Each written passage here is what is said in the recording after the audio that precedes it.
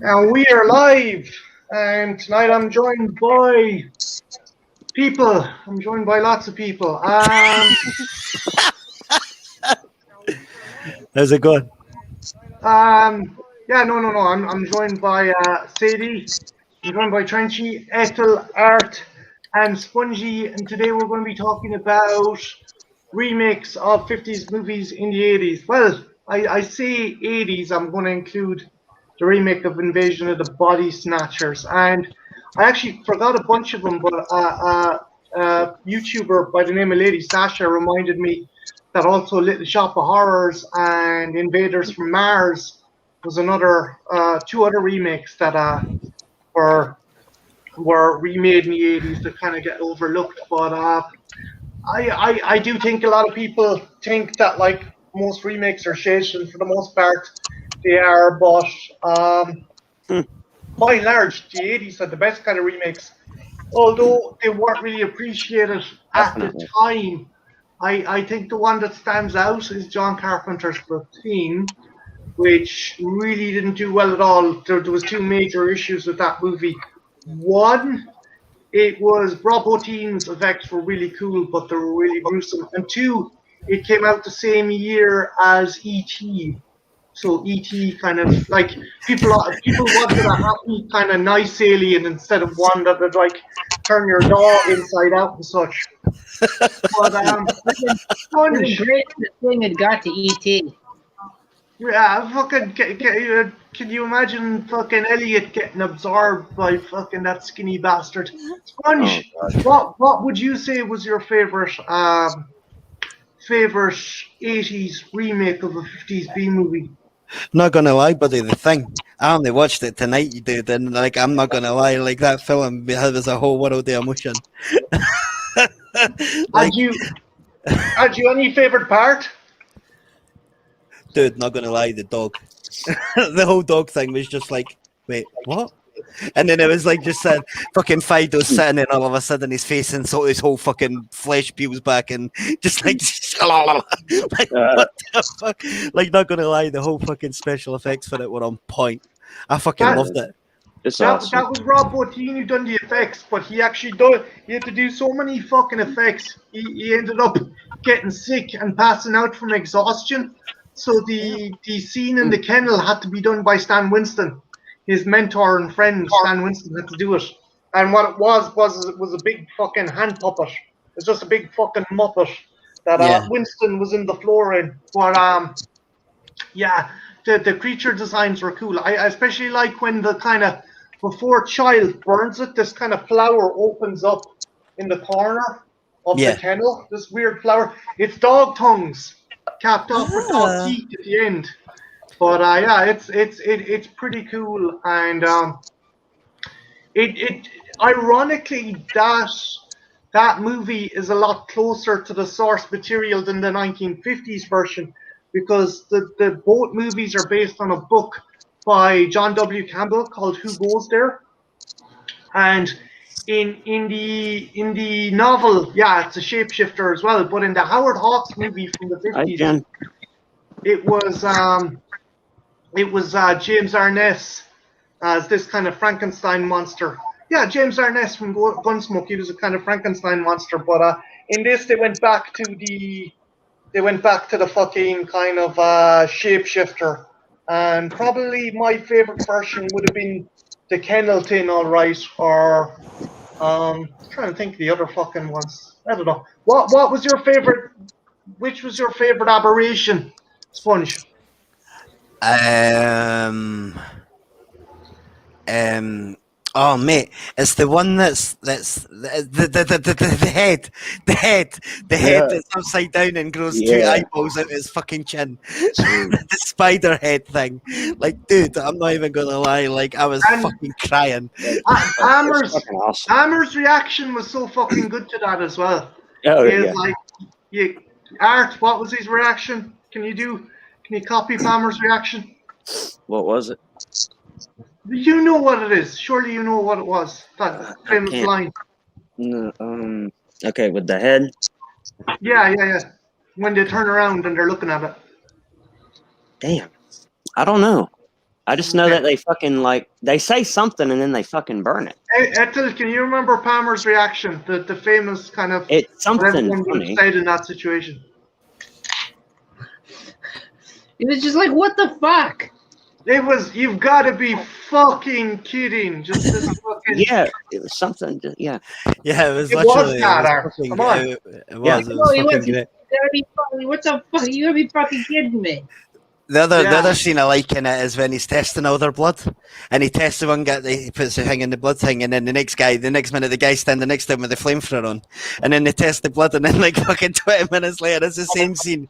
They're testing the blood again, and then it's like the fucking one guy standing next to him with a flamethrower, and then it's like 2 seconds later the other guy standing next to him with a flamethrower. There's no releasing them or anything. They just appear next to them with a flamethrower on their backs. Like, It's it was very close quarters with those flamethrowers. If you listen to the commentary on the DVD, John Carpenter talks about how like everybody Why was kind of would they worried have because if the actor who had the actual flamethrower at the time turn around and he turns around at the wrong moment, there's nowhere to get out of the way in time, and you would be toast. They set that set on fire. Why do they have flamethrowers in Antarctica for it? Defrosting stuff. Not with like gas flamethrowers. They set shit What on they fire. actually do? Yeah. My parents even used to defrost our old satellite dish with a little propane torch when it got frozen would get stuck. I'm used to propane before it's nerve-wracking. I always feel like it's going to explode. My favorite teen variation is fucking the heavy guy when he quote has a heart attack, and Copper is using the defibrillator, and the thing just his chest opens up like a fucking bear. oh dude, like it fucking just munches his arm. I had to rewind that bit twice. Yeah, that was. It was like woof. What the fuck was that? But the ending, like I there's so many good moments, and there's so many kind of like good parts that you can kind of put together what the ending was. There's the entire theory that McCready knows that Childs was the thing, because when they were making the Molotovs, he had finished his. If you watched it, he had finished his bottle of Jim Beam, and he'd been using diesel to fill the empty bottles, and he gives it to Childs at the end, and Childs starts sipping it, and McCready starts laughing, as if to say, "Ah, you fucking cunt! I've just given you a diesel, and you're drinking it, no fucking bother." Like, Yep. But, I see, DP. All about the propane, no charcoal. yeah. It's great. John Carpenter maintains, or at least he did up until the release of this and the commentary that was originally on the Laserdisc. He maintains that even he doesn't know which one of them is the thing, or if they're both the thing, or what's going on at the end of the film. Like, I don't know if they're considered canonical. Actually, Carpenter said he considers the video game canonical, but Dark Horse also released a comic back in the 90s. They done Alien and Predator, so it made sense that they did comic, and that kind of has its own thing. But I like the game. Ethel, what do you think? Do you think either of them were the thing, or who would your money bid on at the end of the movie? It's tough because the cool thing about the thing is, even if you are the thing, you don't know you're the thing because you're such a perfect copy that you're going to do what that person would do in that situation. Yeah. So, Told to stand and stare blankly. for all we know. So I definitely think that, again, John W. Campbell's book was written in the 20s and adapted into a movie in the 50s. But ironically, the shapeshifter element, which was ignored in the 50s version, it's weird because the fact they ignored that element in the 50s version, when a lot of these B movies were allegories for both McCarthyism, witch hunts, and like check the reds under the beds, and being afraid of your neighbor, the 50s version totally forgoed that, but this 80s version actually kind of brought back that paranoia, which makes me wonder why did they kind of overlook an element of a story in the 20s which would have been very suited to the 1950s, like. But no, it's a cool movie. Trenchy, you've seen it surely? But then Yeah, at the I same time, the remember 50s, 50s were like the end of World War II and shit, weren't they? So like, would you Well, not be no, trying to it was foster the start of the relations? Cold. Yeah, but Sponge, it was the start of the Cold War, and it was like the witch trials trying to find communists who were living in America and stuff like that. And it just We had the. Yep. Oh, sorry. No, go for that. I was just gonna say we had the McCarthy trials. You ever heard that famous line? Yeah. Are you now, or have you ever been a communist? Yeah, or Never heard it. Get the Reds under the beds. But Trenchy, what about you? Who do you think was the tin in the end, or do you think it's too hard to call? I like the thing. Good, Jen. My ending is none of them are the thing, and they'd like fight to the death out of paranoia. I like to take the monsters on Maple Street route with it because I think that's the most interesting. We got a prequel in 2011, which was good, bar for the fact they used fucking really dodgy CG to cover up ADI's fantastic work in the workshop. And one thing I liked was they covered it up with really. There's a weird section where Mary Elizabeth Winstead's in the center of the ship, the alien ship, and this kind of fucking 3D Rubik's Cube is there. But actually, what was covered up was the main tin beast, and they designed it. They designed it after the look of the creature, the original creature in the John W. Campbell novel, which came out in the 20s. And like in the novel, it was described as blue and having 3 eyes. And like you think that's silly, but no, ADI done this weird kind of blue monstrosity with like a vaginal slit in its face and like these eyes going down vertically, and that was so fucking cool.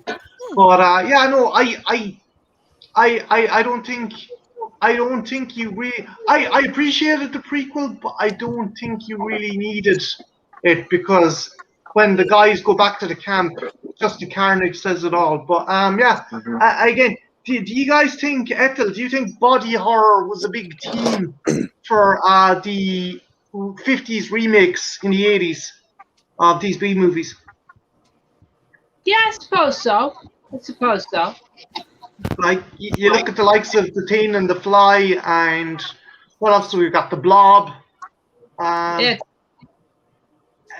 I definitely think that was the trend, and for the most part, I think at the time it was detrimental, but as the years went on, they kind of got a cult attitude.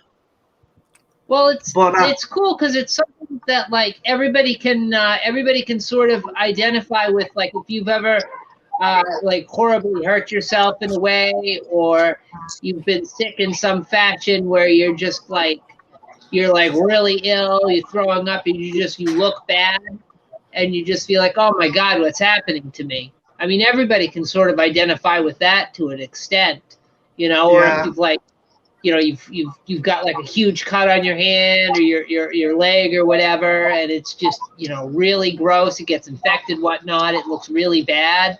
It's just like, ugh, is that me? You know?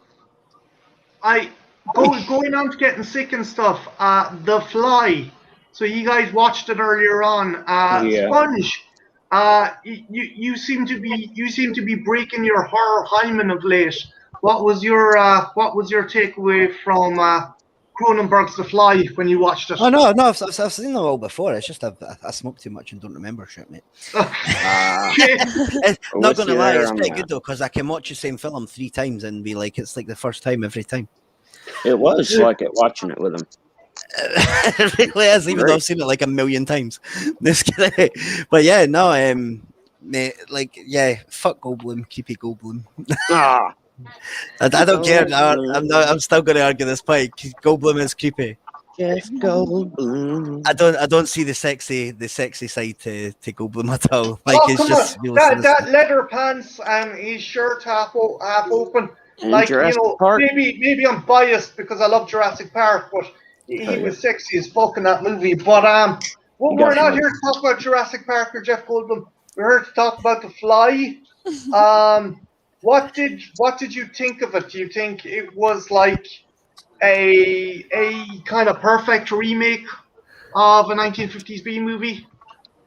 I mean, it kind of fits with like what was like all the kind of ones that them all. I'm not gonna lie, them all. They're all kind of had like that same feel to them. Like there's always like some sort of transformation of some kind. There's always like they try to use the sex appeal side at the beginning, and then it hideously deforms into something that's completely fucked up. And like they always try to make all the transformations as hideously as freaky as they can. Had you any particular scene that made you oh fuck, what the fuck? Jesus Squeezing Christ. his fingertips and spunking on the mirror. Oh, yeah. Like so gross. legit. That was about the whole fucking movie. That's the bit that got me the most. Like it was just like, God damn it, man! Like no. Like, it wasn't.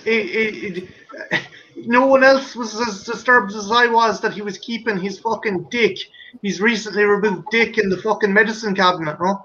I never realized. I mean, that's before where they would you pointed keep it out. yours if it fell off? I don't know, a fucking matchbox or fucking. You On know, the one of those big fireplace tubes. and a plinth. Sponge, one of those big tubes for Smarties. You know, the big only Smarties have the answer, you know, kind of fucking job. Mate, not gonna lie, mine would be in like the thing like Beauty and the Beast, the rose. Just on a pedestal, like. Well, would you have one of those magnetic tins that has it kind of slightly hovering? Yeah. It goes around in the rotisserie.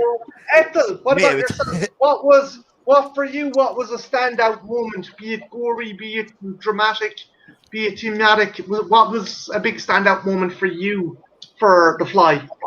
All right, well, there was a bunch of moments I liked, but probably my favorite part of the movie, even though it's really gross, is when he's attacking that asshole with the shotgun, and he vomits all over his hand, disintegrates his hand, and then it's so sadistic. Like if you watch it again and you look at him when he goes after the guy's leg, he's like pulling at the foot, and like he's got this look on his face.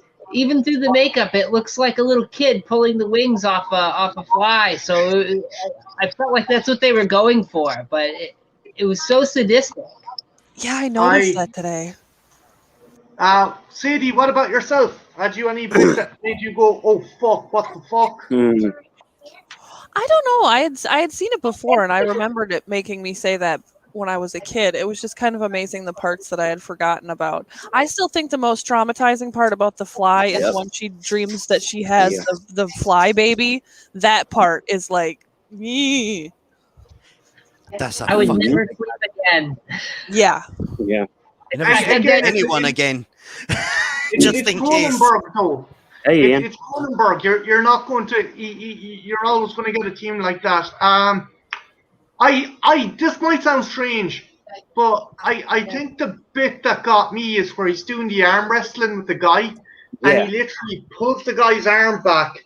That is fucking the femur or whatever literally comes out the guy's fucking arm, and it's like, oh, fuck. But, yeah, they did a good job with that one. Did ye guys feel as bad for his character in the end where Gina Davis had to blow off his head with a shotgun? No. As I did? A little bit. A little bit. You could, like, the cool thing about that part is, like, you could tell if you, and Gina Davis, she did a real good job conveying this. You could tell that she really didn't want to, but you see this moment where she thinks about it for a split second, and it's like, yeah, I got to do this. He's suffering. It's the thing you have to do. Doesn't he even when he grabs the barrel and moves it up to he uses his pincer to pull it to the end. They done a sequel with Eric Stoltz, and it's not bad. It's actually not bad. Effo's got it next there, the sequel. Yeah. It's not bad. double feature pack where they got them both on Ethel, would you say it's more action oriented than horror? It's not. It doesn't give you the same experience as the first one. I mean, but of course, that's you could say that for almost every sequel, I guess. But it is kind of interesting, whereas you end up rooting for the monster in that one, though. That's one thing I liked, because like his dad got fucked over by the company, and now he's been experimented on, and like he's picking off the people in this installation one by one. And like the bit with the dog, him putting down the poor inside-out dog, Jesus Christ, that got to me. Like it's if you haven't seen it, definitely check it out. Sponge, have you seen it? The Fly 2? I don't think so. Like it's not ringing any bells. Never seen it. It's pretty good. It has though one questionable moment called what I call the big moment. You know the movie with Tom Hanks, where his character is like. His character's like, what is it, 4 years old, Ethel? By the time he's 4 and he's plowing this chick, and it's like, okay. So I'm like, I don't know how I feel about this. you're kind of glancing at your door, hoping that like they didn't trace your location from the video store and come in to rescue. It's like I didn't know. What is he actually like a kid, or is he like just like a man? No, it's like Big. You know the way Tom Hanks is like a 10-year-old, but he's in the body of a grown man. Same kind of fucking deal, like. Yeah, I'm taking this because flies age faster. I'm guessing that's where they kind of got that. Wrong though. They It's don't like live very long. Damn. I think you should definitely check out part 2. Again, as myself and Ethel were saying, not kind of big on the suspense or the body horror, but definitely a worthy addition. The guy who directed it done the visual effects for Cronenberg for the first one. So if you get a chance, definitely check it out.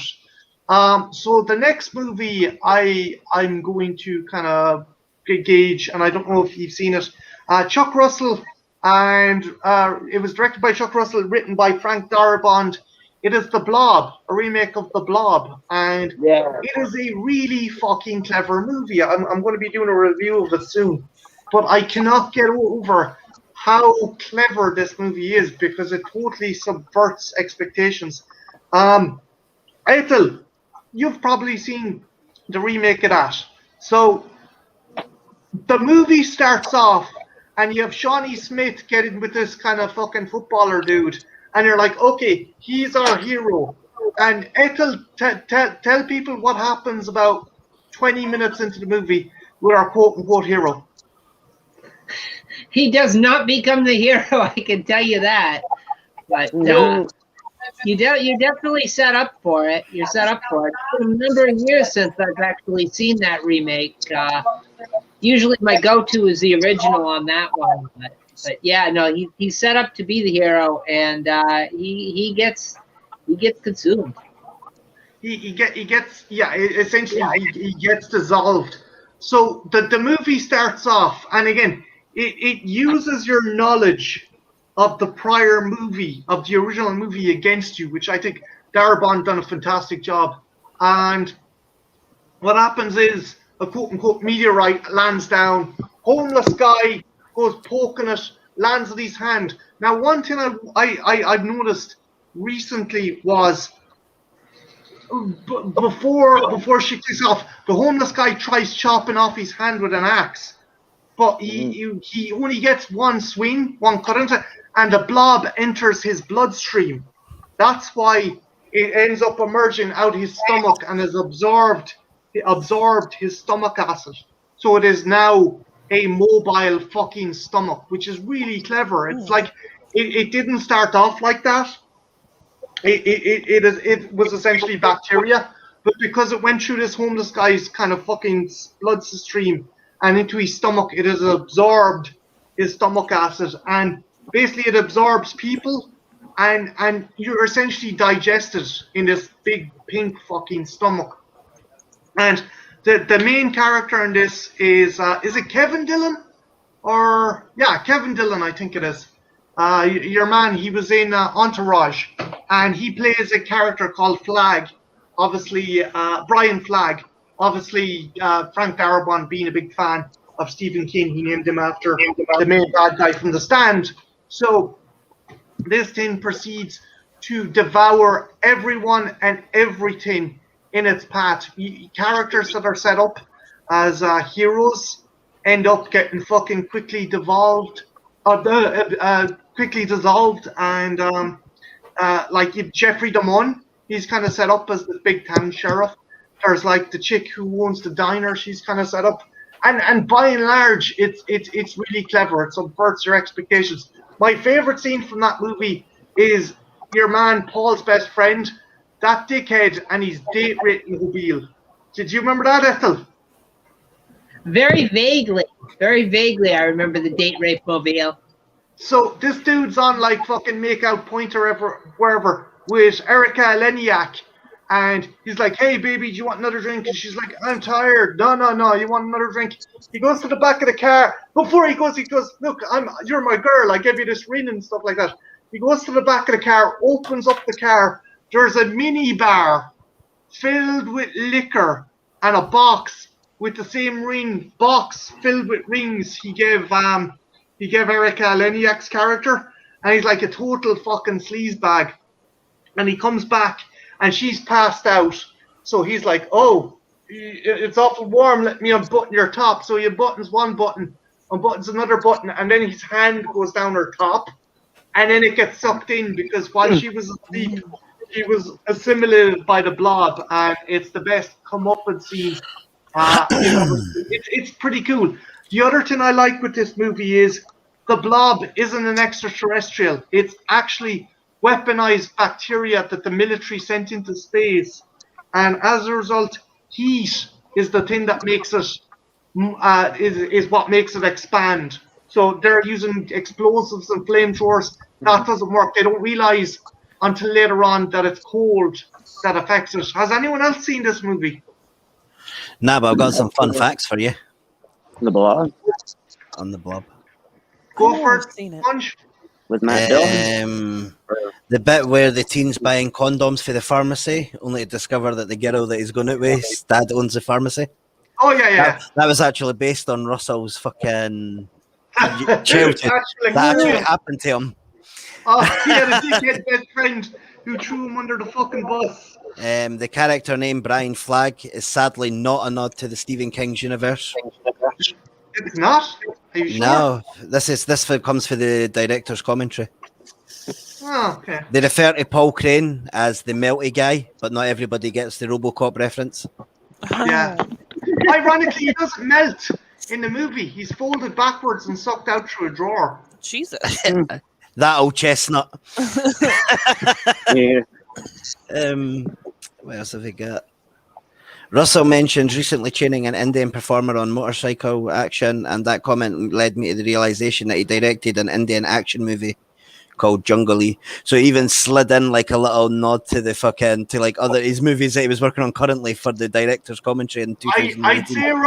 I'd say Russell is bullshitting about the flag thing because it's Frank Darabont, and Frank Darabont has his mouth tightly around Stephen King's dick. So Yeah. he probably named him after that. I think, for what I can see with their commentary, the commentators are Chuck Russell, Mark Irwin, Tony Gardner, and Joe Lynch. Yeah, no, there's Darabont wasn't there. Frank Darabont? No, he wasn't there. Yeah, so Yeah, they're lying. They're lying. bullshit. I came up with the character myself. But no, it's an awesome movie. The original had a sequel called Beware the Blob. If I'm not mistaken, it was directed by Larry Hagman, aka JR from fucking Dallas. That's the only interesting thing. And they used strawberry jam in the original fucking Blob movie. But The juice they used for this one was mainly made up of methacil, which is the thickening ingredient for milkshakes, and is unbelievably slippy. I mean, the Blob is underrated. I like it as much and sometimes even more than the Thing. It's like it's really I good. don't know about that. I don't know about that. Have you seen it, Arthur? Yeah, I've seen it. The remake.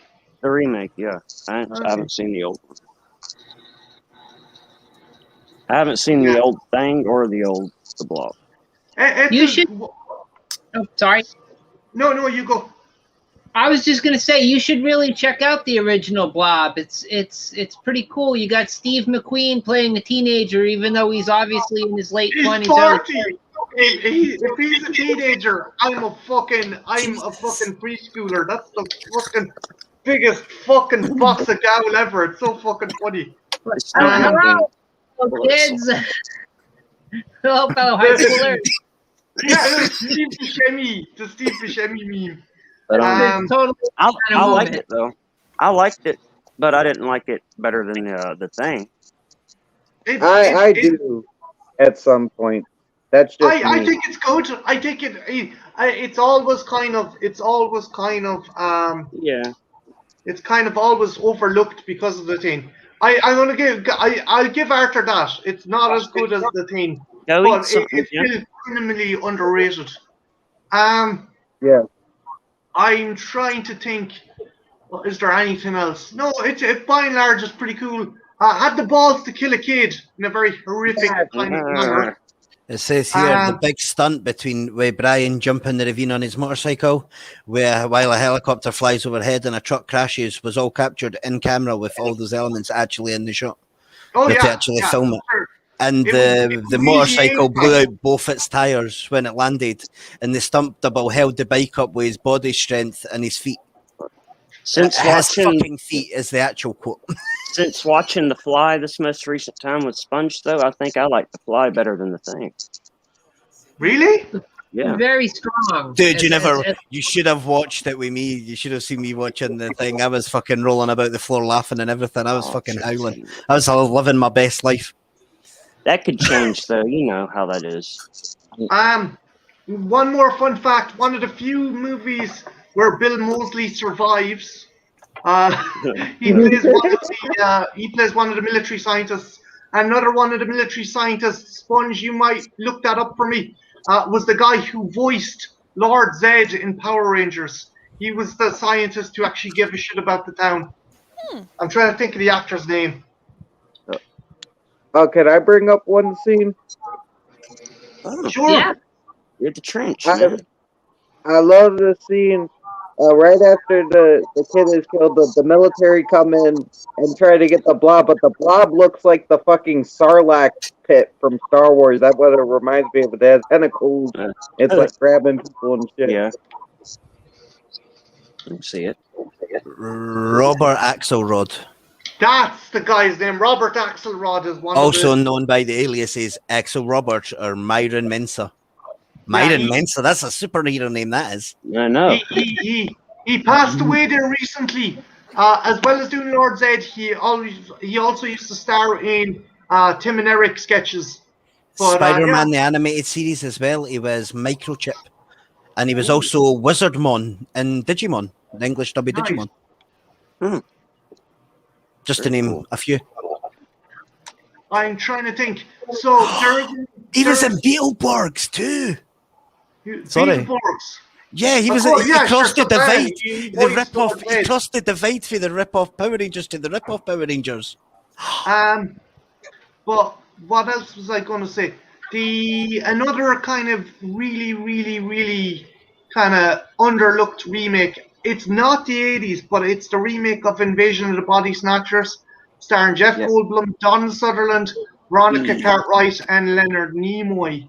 And it is pretty fucking cool. And I also think that the director of Nightmare on Elm Street 2 stole an idea from that movie.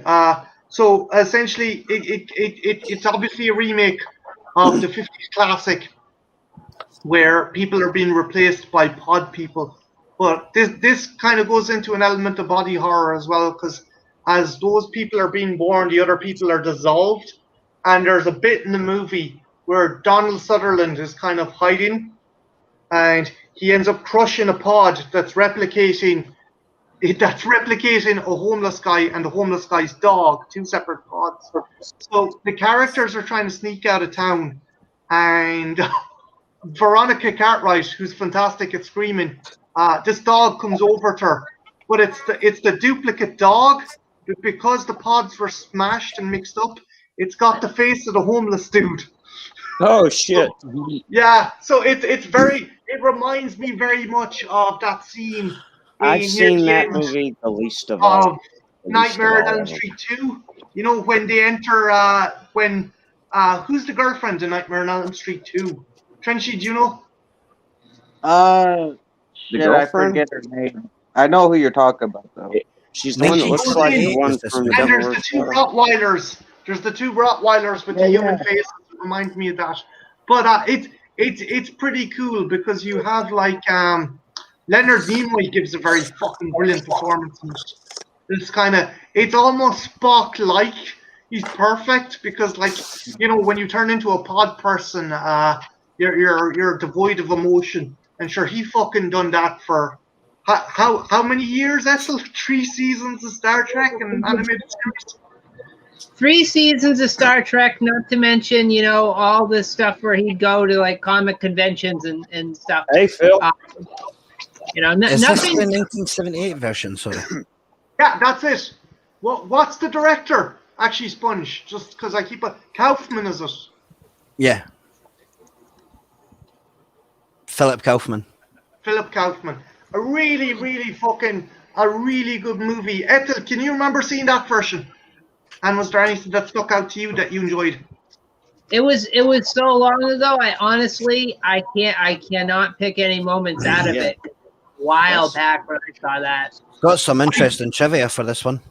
I think that there is some really one really iconic scene is the end, the dinner at the end, where the Veronica Cartwright, she's escaped and she kind of thinks that she's found salvation by bumping into Donald Sutherland's character, and all of a sudden he just points and starts screaming. He opens his mouth and it's just like that ending fucking gets me. And I think Amazing Grace is playing in the background. It's just, it's a really good fucking movie. Trenchy, you've seen it, right? Yeah. I only remember a few scenes, but it's that scene, the ending scene. There's another scene with this chick and this dude in the house, and the chick's just acting all creepy because she's been possessed by the pod people, and she's like trying to convince him to join her, and it's like it gives me goosebumps every time I watch it. Like that just stuck with me, so potent.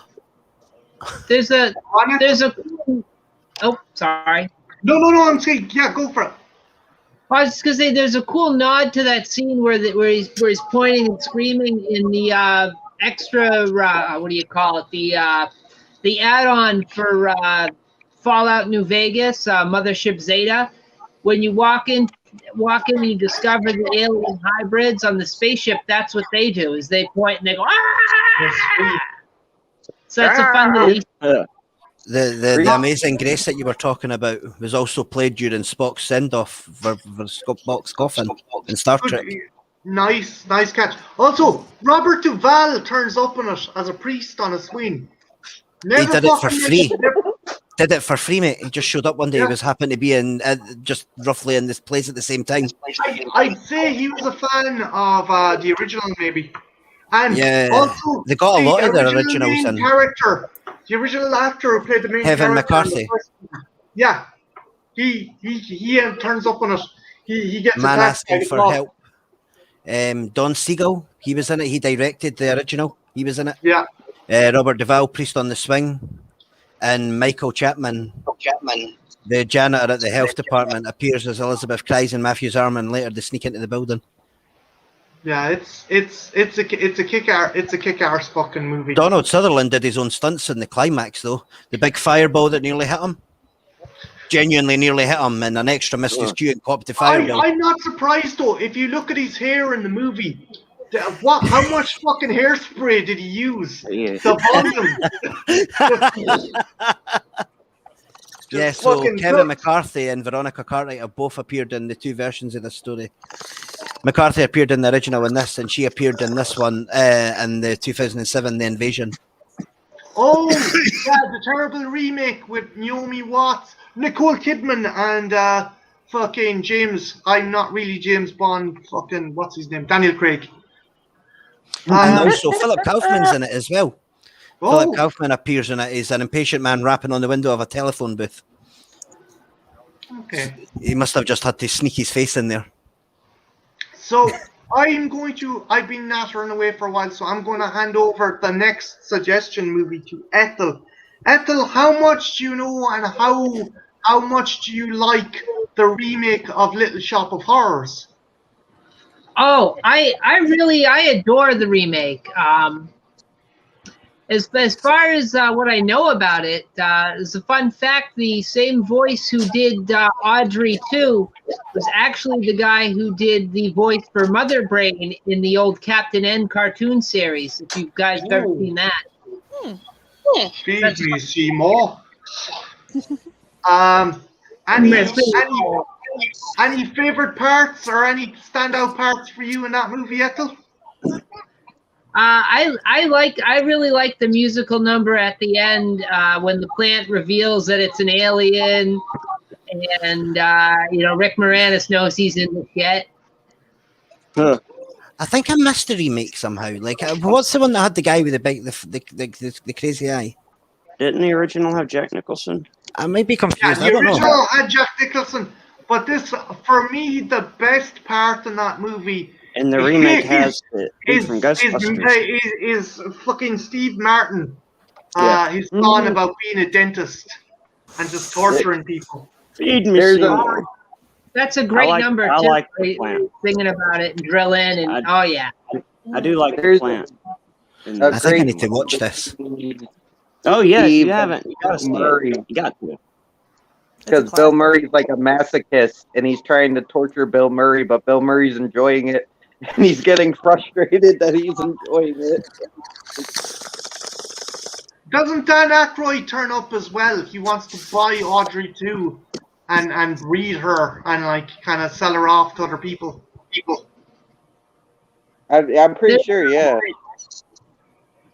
There's a deleted scene for the ending of that. There's actually an alternate ending where the plant gets out and it's giant and it's like doing this whole Godzilla bit to the city, but obviously that didn't make it. Yeah, doesn't it? Well, yeah, doesn't it kind of insinuate it multiplies and kind of wins, doesn't it? It ends up taking over. But which you I'm sorry. get a hint of, I was just saying, which you get a hint of that in that musical number where it reveals itself as an alien to Seymour because it's got all the little sproutlings and it says that it's going to take over the world and stuff, by a song. Yeah, Rick Moranis kicked ass. Great cast. Oh, I love Rick Moranis in it. I love him. He retired to look after his kids, and when he came out of retirement, he ended up getting punched. Oh, I remember that. I give it 4 blind sides to the head. Yeah, but Ryan Reynolds, who really likes him, put out a bounty on the guy who punched him. I remember that shit. That's the craziest shit. I believe the guy, I forgot who told us this in one of the previous streams, but the guy who did it actually turned himself in. But he did. He didn't want to get fucked up by someone. Yeah, well, when Deadpool puts out a fucking bounty on you, you know they're not fucking around. Look, you don't hit Dan. Fucking, I already forgot his name. You don't hit the guy, dude. You don't hit dude. Moranis. Yes, you do not do that. Rick Moranis is a legend. Fuck yeah. You don't attack Louis Tully. You just don't do it. Barney Rubble. Dark helmet. Dark helmet. I love everything. Use the he's in is Schwarz. good. Everything he's in, he's fucking great. Mr. FCTV. So, Trenchy, is there anything you'd like to add about Little Shop of Horrors. Anything you really enjoy, or any kind of kills or visual effects or favorite part? Or Well, my favorite part I said was the dentist thing, but where he's torturing Bill Murray. But I really like. I haven't seen the original, but I really like how they took this really B movie and like let's turn it into a musical and give it kind of a budget and put these big names in here. Yeah. No, And Trench loves his musicals. I love the Plant song, Feed Me More, and there's some really good songs in there. I Feed Me think it works Seymour. Yeah. Skid Row. Skid Row's another great fucking song. Oh, Rick yeah. Moranis can fucking sing. So here's one I'm going to go on about that's very obscure, but 1986's Invaders from Mars. Has anyone seen that? Yes. That was one of the ones I got told to watch. You actually watched this, Sponge? Dude, you gave me a list of shit to watch. I watched it all. Okay. I fair play to you. I thought maybe you might pick out one or two, but what did you think? Did you enjoy it? Did you think the alien designs were kind of silly? Did you think they were cool? Yeah, they were pretty shit. And like it felt like it was betraying the other remakes. I'm not gonna lie. Like it felt like this was like the little ginger stepchild who was just in the corner. It was just like I'm pretending to be with this crew, but I'm not really.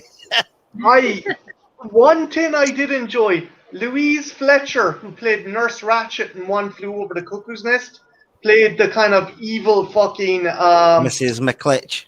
Yeah. That like she's eating. I think she eats a hamster or something in the movie. She does something very V-esque.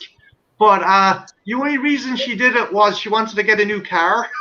The only reason she started the movie was she wanted to get a new car. I think it was part of a deal Toby Hooper had done with Canon. He done this. I think he done this. Was it Toby Hooper? I don't know. Just double check. What else was that wee dude in though? The wee blonde dude, because he's a creepy looking kid.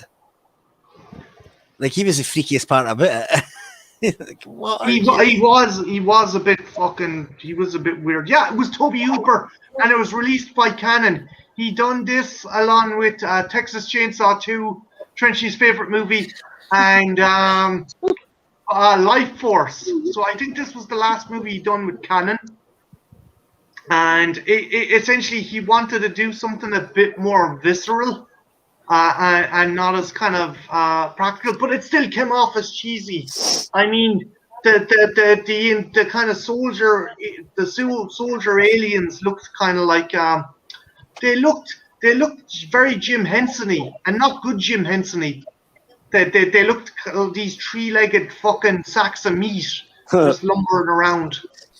But Ethel, have you seen that one, Invader from Mars?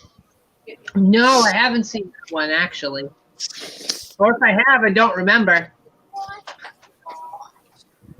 Is it like Mars Attack? No. It's essentially a remake of the 1950s Invaders from Mars. Oh, so it's not an old one. It's the remake. Yeah. Okay. No, I haven't seen it. No, it's okay. It's got some cool parts, and the ending is very ambiguous. Yeah, the ending is just kind of like, do you want to know what happened? Fuck you guys. Too late. No. The thing does it right.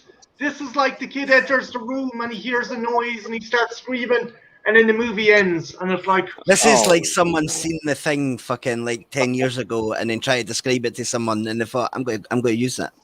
It'd be like nothing close. It was just pretty like like I was like, I watched through all this fucking that for this shit. Like, what the fuck? Sponge, I gotta give you props, man, because you didn't have to watch all the movies, dude. You could have watched one or two if you want.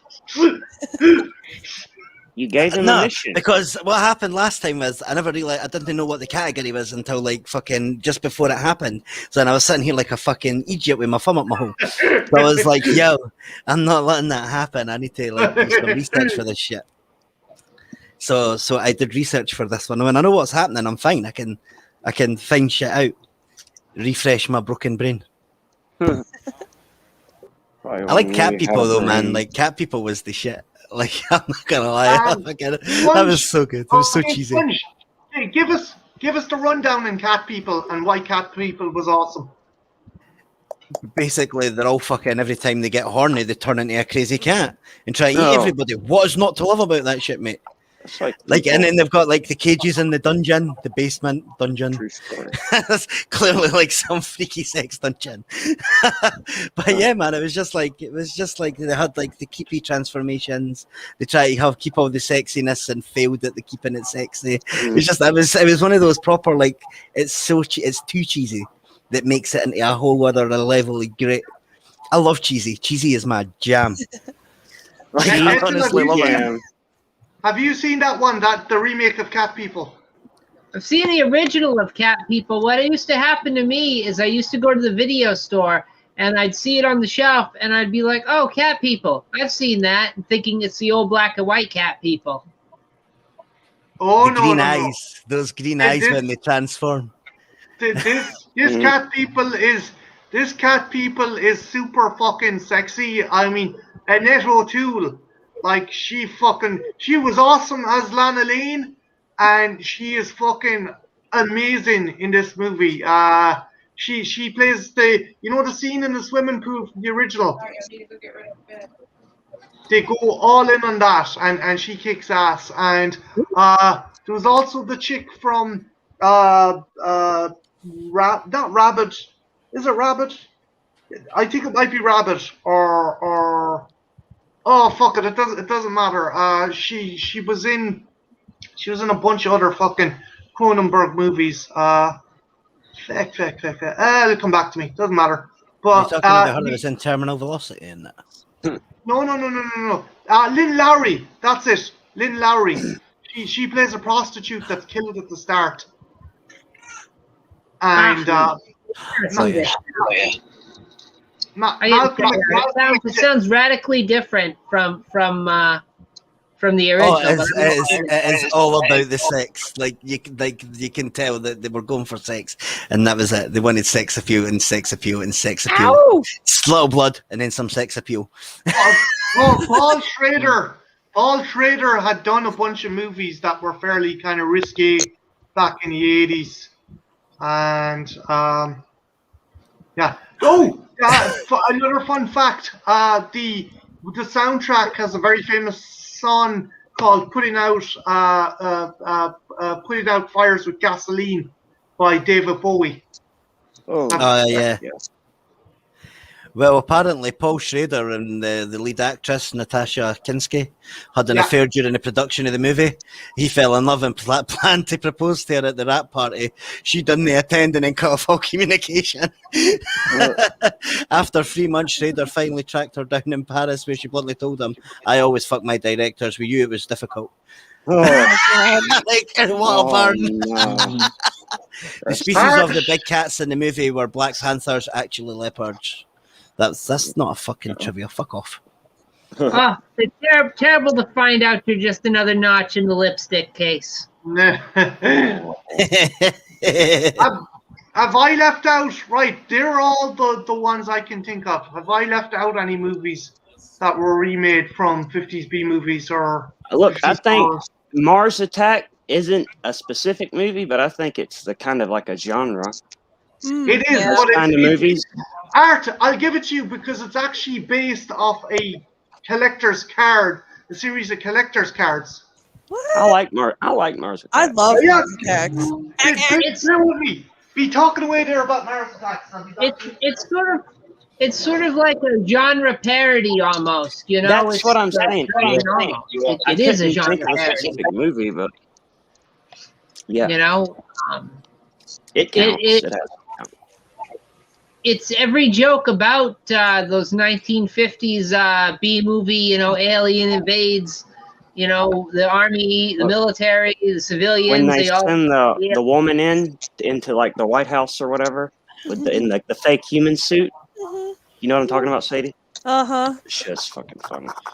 There's so many great moments in that movie. I The still one have dude that that's movie. been like a big bad soldier the whole time. He like waves the American flag. I surrender. That and I absolutely love the song that kills them all at the end. Fucking love it. The old grandma with her ancient gramophone. Makes their heads explode. I love those kind of aliens, those little Martian Marsmen. Dude, Weird and then when gods. they put Sarah Jessica Parker's head on the dog body, like there's so many great parts. Yeah. And then you got Tom Jones, always good. Put that on the Great. movie night list. You know, as a guy who doesn't regularly act, he was pretty good. You know, in a movie. I was just happy to see him. They had him performing and everything. Oh, it was nice. It was nice. It's like being in Vegas.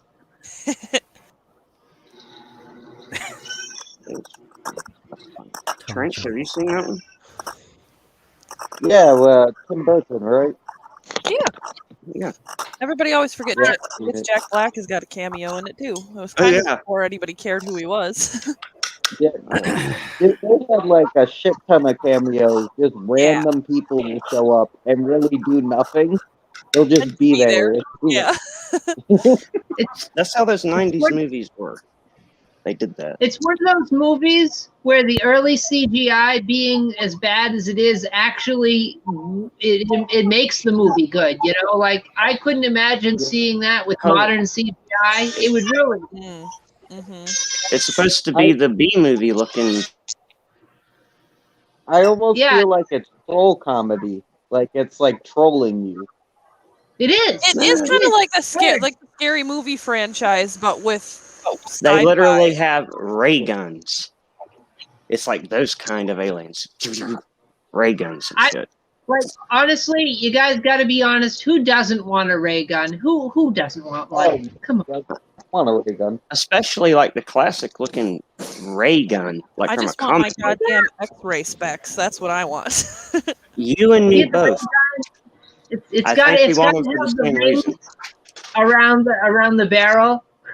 And the fin on the back and the rings around the barrel. That's one thing that I always enjoyed about Fallout. When you find the alien and you can get the ray gun, that it's straight up a ray gun from like a 50s movie. I love that. I love that part of the game. I always when I first start playing that, anytime I start a new playthrough, I make it a mission to find the aliens and get the alien blaster. I like Fallout. Fallout. Never played the newest one though. Now I've only played 76 wasn't great. It got better after the 76 wasn't great, but it got better after they introduced NPCs. I can't find it, but I had the actual original collector's cards and the book. It was originally a series of collector's cards that were incredibly gory. We're good. Oh, dude, I believe you. You got them somewhere. You'll find them sometime. No, but still, hang on a minute. Attack. Because some of the images were fucked up considering they came out in like the 50s. A lot of them were banned. Do you have a favorite scene, Marty? We were naming our from that. Mars Attack. Probably the bit with probably the bit where Jack Nicholson is like, "Can't we all just get along?" That's funny. Like, oh yeah, here's a good example. Oh, it's very small though. Back.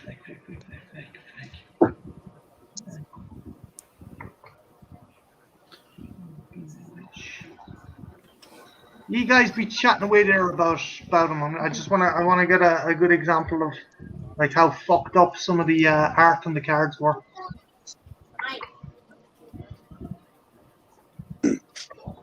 Which one? Mars Attack. Mars Attack. I used to have the toys for that shit when I was a kid.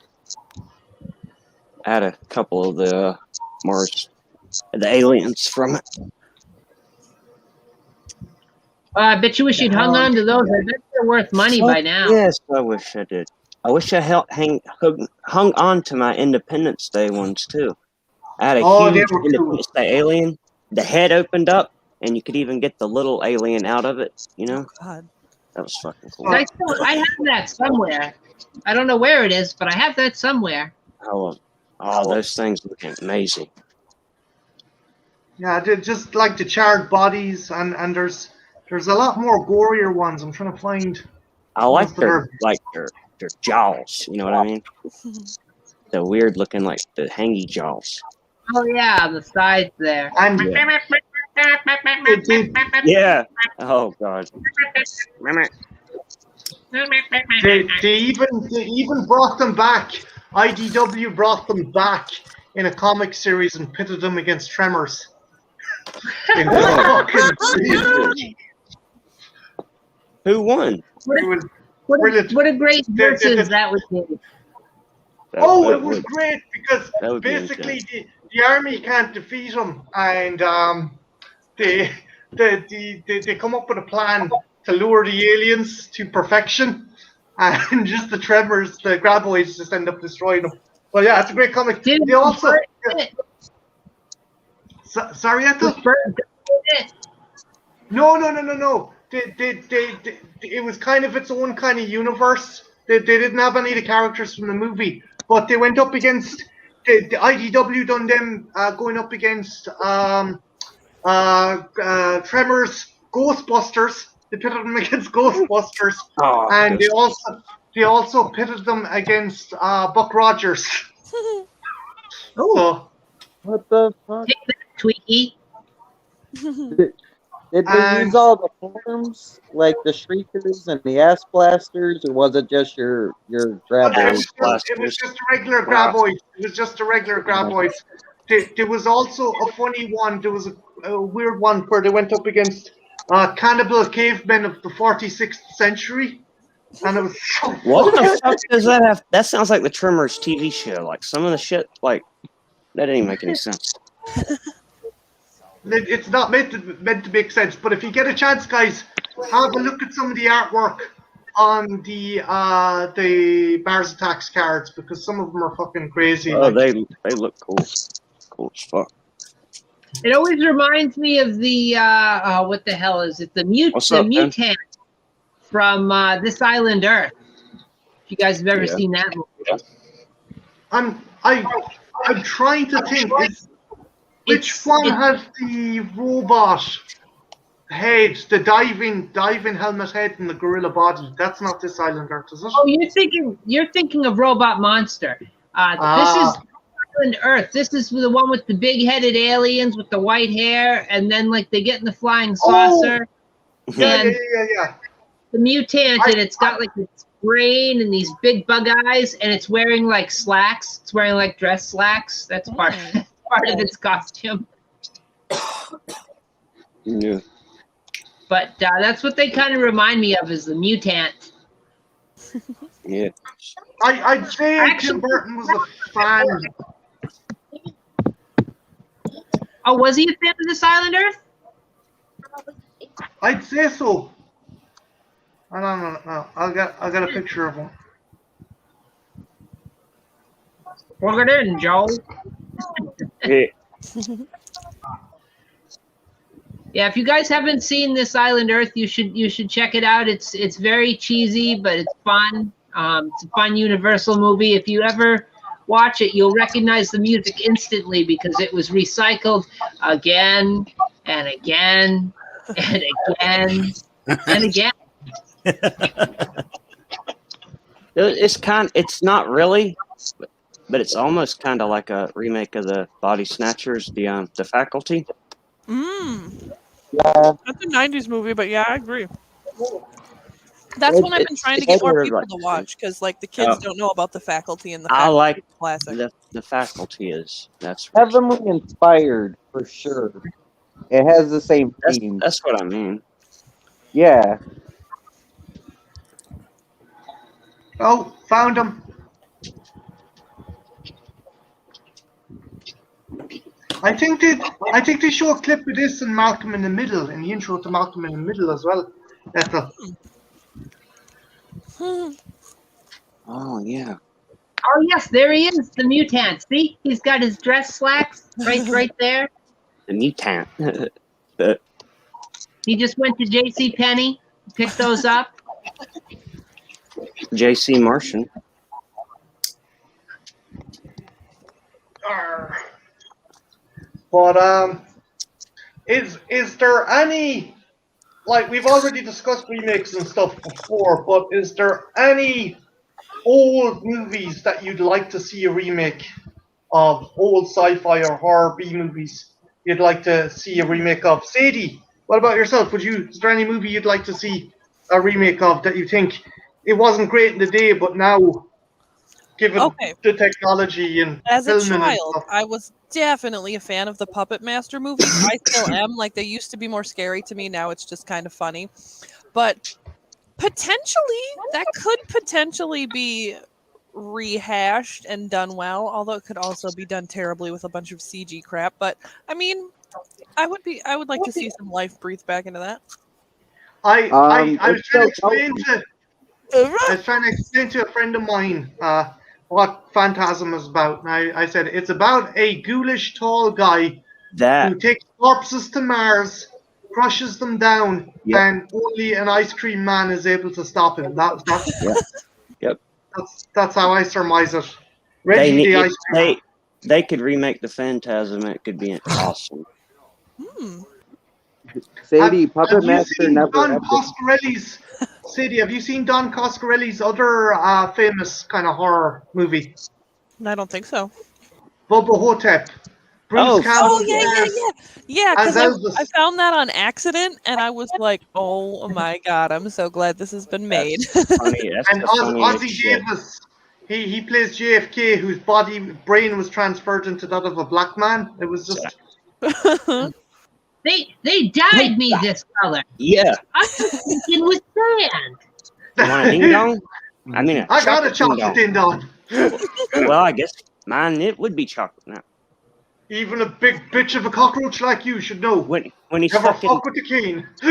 when the dude's describing to him how they suck the soul out of the ass, and he's like, "Oh yeah, where'd you read that, Hustler?" Ooh, I like Deacon's idea, a remake of Attack of the Killer Tomatoes. I always love those. Oh, that's yeah. That'd be good. That'd be a good remake. I'd get Have into you that. seen the cartoon? I remember it vaguely. It was a lot of fun. Hey, Night Weird. Watch. Night Watch. Hey man. Night Watch, going back to the topic we started on, dude. What's your favorite remake of a 50's B movie that was made in the 80s? I'm guessing the Ting, because you got your big Ting poster in the background. Night Watch Crew Reigns. Just get that in there. Woo. Night Watch Zone. Hell yeah. Night Watch Crew Reigns. If you get a chance, guys, check out Night Watch's channel. Him yeah. and Killian and Coriander at the moment are reviewing the Nightmare on Elm Street movies. I'm sorry I missed the stream earlier, dude. I really am. Sure, go back and watch it after and leave a comment because it helps you out. I'm already the king of that. They can tell you that. They're doing Friday movies. I didn't know they were doing the Nightmare. Yeah. Huh? I thought they were doing the Friday 13th movies. Yeah, that's what I said. didn't know. Oh. I thought you said Nightmare. My bad. No. Maybe did I say Nightmare? I meant Friday the 13th. If I said Nightmare on Elm Street, I apologize.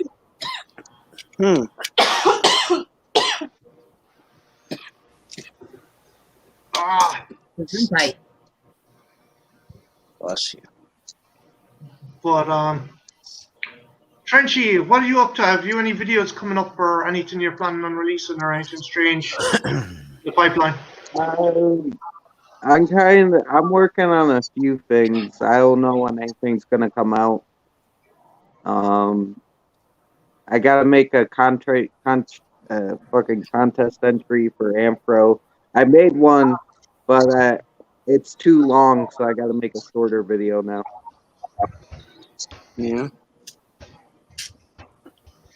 Ethel, what about yourself? When do you hope to have The voyage to the planet of the prehistoric women, ready for trash picture teaser. It is actually. I started up. I had to pause it so I could be on stream because I got the janky internet connection. But it is right now at 16% uploaded. So I expect a couple more days, and it should be up available to watch. Cut it down considerably from the 6-hour time to an hour and 57 minutes or so. And you get the whole voyage. You get all the prehistoric women. You get Robot John, and you get all of us, plus Deacon, because Trash, you weren't there. You were busy over at the Night Watch Zone doing the awesome review of Alien. Oh, Can here one we of- go, John. Do one of y'all know the answer to Deacon's question? Because I And don't. when Mr. And the Burns plot, when releases the Mr. hounds. Burns releases the hounds, does he mean the one who let the dogs out? Oh my Does it mean God. he's the one who let the dogs out, like the Oh song? my God. But no, because would it not be Smithers that lets the dogs out, not Burns? I thought it was the Baha men. I genuinely thought it was the Baha men that let the dogs out. Yeah, the Baja Men weren't even in existence when Mr. Burns was releasing the hounds originally. So He was ahead of the curve. Get that stuff, please. he was on his game. He was before his time. Miss Burns, a man before his time. But as film remakes go, one I would like to see is Chud. Yeah, Cannibalistic, humanoid, underground dwellers. underground dweller. Could you, like, I'd like to see a remake of that, like a scarier looking monster would be good. I love the fact you had two of the biggest actors from Home Alone were in that as well, Sponge. You had Kevin's dad and you have Marv. The cast includes John Hurd, Frankie Faison, Daniel Stern, John Goodman, and the late John Polito as well. They could remake the Plan 9 from Outer Space. That could be fun. Would you want to do? That's I don't know. That's the equivalent of Listen, doing. I'll tell you what. Ed Wood Wood the dude would want you to. He'd want you to make as many movies as you could about it. Watch Ed Wood if you want to. Watch Ed Wood, but you don't need to remake that. That's perfect. It's like Manos, The Hands of Fate. Yeah. I love Manos, The Hands of Fate. That's a good one. Hey, that's public domain, so you never know. We might end up watching that one sometime. Oh, fuck. I don't know why, but at one stage, the way who's the dude with the hat, Ethel? The Torgo. creepy Torgo. You think Yeah. Torgo.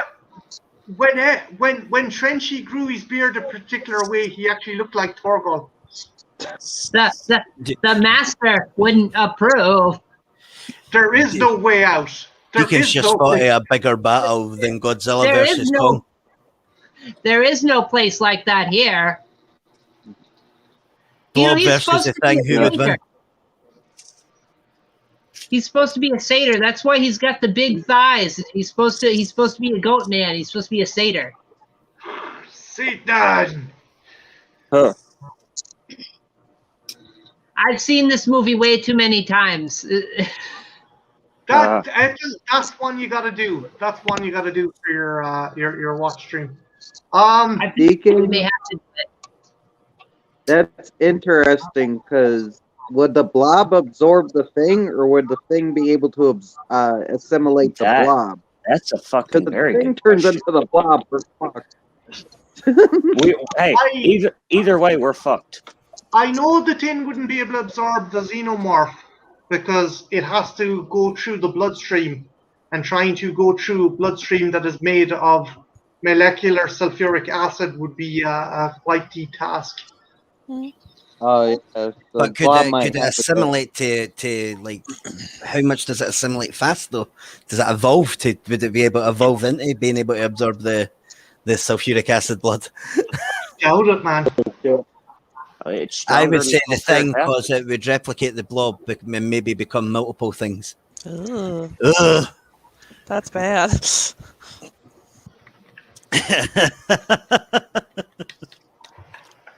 Damn.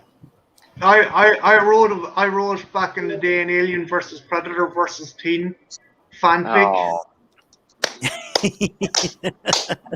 It was pretty cool.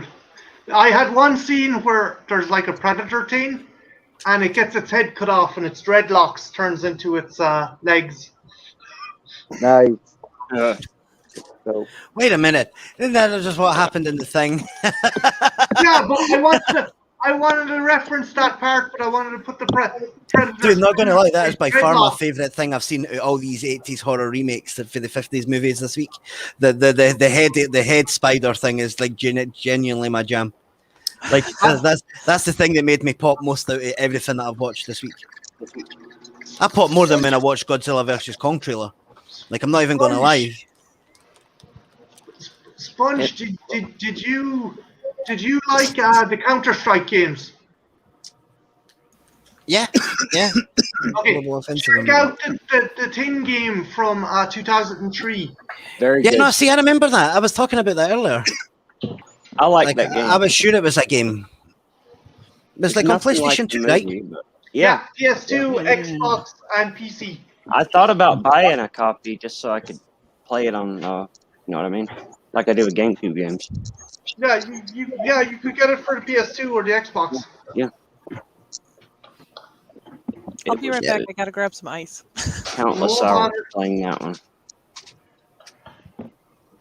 See, I don't remember. I don't remember playing the game. I just remember it being out because it was like in all the bargain basement ones. You never like asked when you go me into the your- question, but the way I think of the ending of the thing is neither of them were the thing, and they just kind of sit there and freeze to death. That's kind of what I think happened. Mm. No, I want Kurt Russell to be the thing. I want a big nasty Kurt Russell. That's the cool thing about it. Everyone just be like, anyway. Those luscious locks. Like, I picture him just sitting there finishing the bottle or whatever, and then they like just fall asleep and freeze to death. I think it is scarier if neither of them are the thing, but they still think they're the thing, so they attack each other. I like that kind of like that too.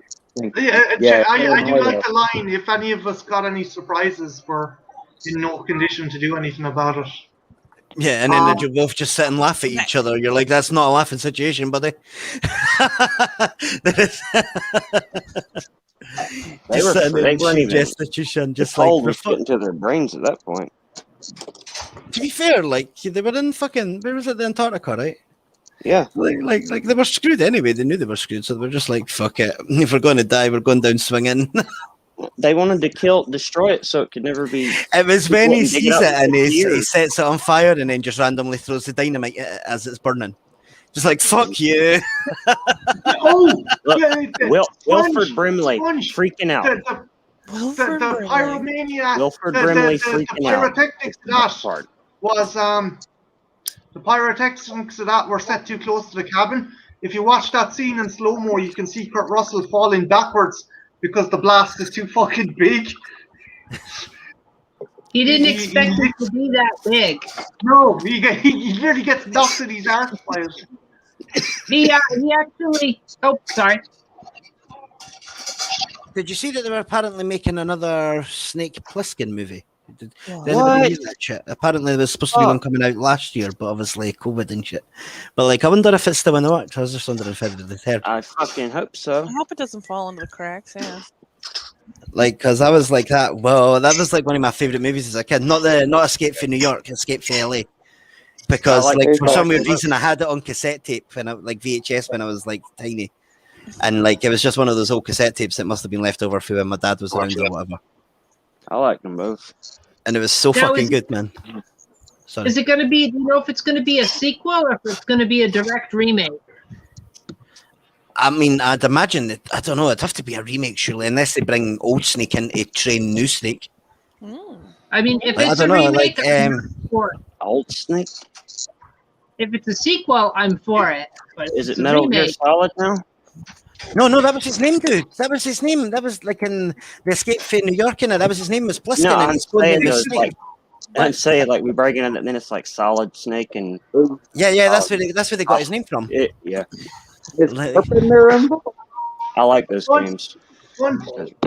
Fun fact: I had to put the original 1950s title on the comic because of when Dark Horse released it, because they couldn't call it the Thing because of Marvel, because of Ben Grimm. So they actually had to call it. Yeah.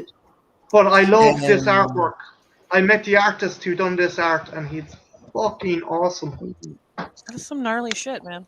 Well, apparently here it says lastly, it's not recent though. The Escape from New York remake, which has been in development since 2015, has not seen much movement. not a But good they got sign. a director for it. Robert Rodriguez had signed on to direct it. That doesn't sound very That's Sure. encouraging. He was supposed. Rodriguez was supposed to do 2015? bunches of movies, but never got to release them. Sure, he was supposed to be doing the Red Sonja movie with Rose McGowan, but he had to distance himself from that because he went shagging her while he was married on the set of Planet Terror. Of course you did. They even done up some cool posters though. Hang on a minute. well. Let's not give up hope. They did make a Shark Boy and Lava Girl sequel, so anything's possible at this point. Yeah, but why? Why did they do that? Because it's pretty I fucking good. don't know. Don't ask me. On It the doesn't 18th of have February something- 2020, it was on its Oh. way. Hey, Sasha. What's up, dude?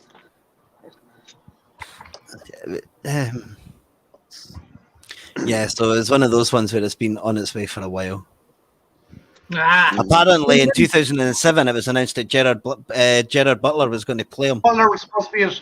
There was issues as well because there was a really good movie with Guy Pearce called Lockout, and he tried fucking suing. Carpenter tried suing the director of that. which Lockout. I thought was kind of Is that not the one when they're in? It's like a space prison. yeah, That was really good. I kind of liked that movie. I'm yeah, not that gonna was lie. brilliant. Yeah, it was different. Yeah, so there's been no news on it since last year, sadly. I was really looking forward to this, but obviously because of his extramarital affairs, he never got to make it. But Hell yeah, yeah, no. they had the design and everything done for it. And it was really fucking nice. That looks cool. oh, they did that black and white with the color effect, like on Sin City. Yeah, I like that. but yeah, and she won't do it now because obviously she was out, and two, I don't know, considering her whole, I don't like Red Sonja is a powerful female character, but Rose McGowan seems to be the head of the Me Too movement, so I don't know, would she be applicable to being Red Sonja now? I don't know. Well, she would, but instead she'd just be running around in a parka the whole time and like, cannot show any skin. That's objectification. Each their own, Sasha, but it's actually a really fun movie. If you get a chance, check it out. Lockout. Which one was Lockout? Lockout as Guy Pearce going to prison in space to rescue the president's daughter, and Jamie Gillum from Preacher, and I think I may have seen that. and This Is England, isn't it? It's I liked pretty the wee crazy brother. You know, how Yeah. you had like the two of them, and then it was like the little crazy one was just like always up to something, like spitting all over the place and shit. I love him. He was in Mean Machine in that as well. cool. Yeah. So good, so good. Man, But, I'm kind of sad like- there's been no news. Yes, they said they were going to Sasha, get kind of Kurt cool. Russell's son to place Kurt Russell to replace him. Yeah, because Wyatt Russell, if you've seen the movie Overlord, or if you've seen him in Black Mirror, he looks exactly like his dad. Hang on a minute. Can I get a picture of Wyatt Russell? Sasha, if you want to come in, I can jump out. If you want to come in, dude. Let me know. No, it's all right. I'm guessing this is going to be fan art for it, maybe, but it looks fucking cool if it is. But yeah, man, I love that. I loved Escape from LA. Like that was the version. That was the one I watched, like the sequel one.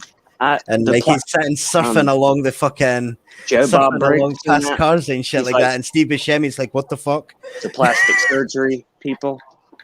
They have to like constantly do plastic surgery because their shit's falling apart. Oh yeah, It's Joe Bob Bruce Briggs. Campbell. That's Bruce Campbell. Bruce Campbell? Oh, yeah. Oh, Bruce Campbell. It's someone with a big jaw, a big chin. Yeah. Yeah, Bruce right. Campbell. Yeah. He's the Chin. It's good shit. I have his biography. I got it autographed. If Chins Could Kill. It's one page, one line. I was a badass. Yeah, no, he looks the spit of his dad, I think.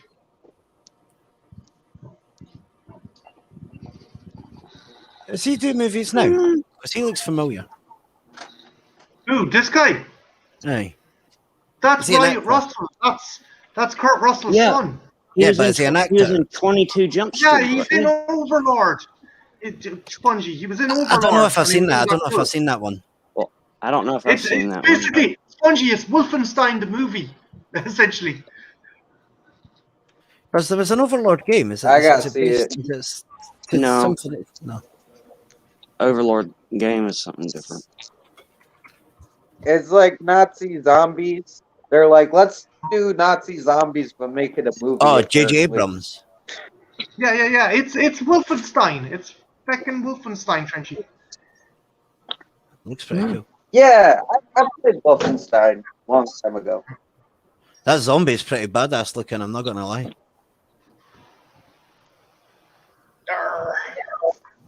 I need to check that out. That looks pretty cool. Pretty awesome.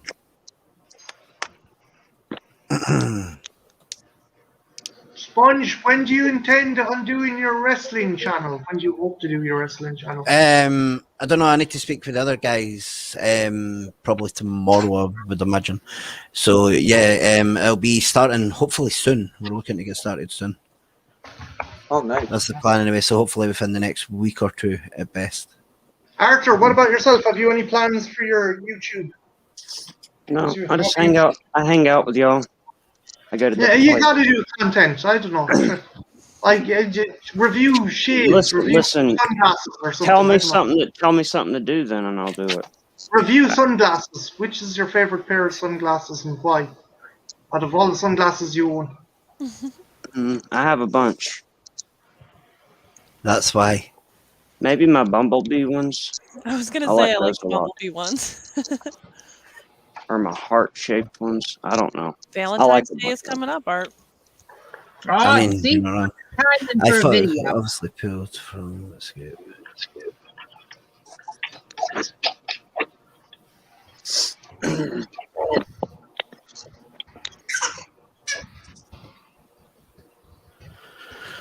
Oh, somebody say something. Yeah, I'm just starting to think. You know, if no one says anything for 5 seconds and a stream's quiet, it'll like self-destruct.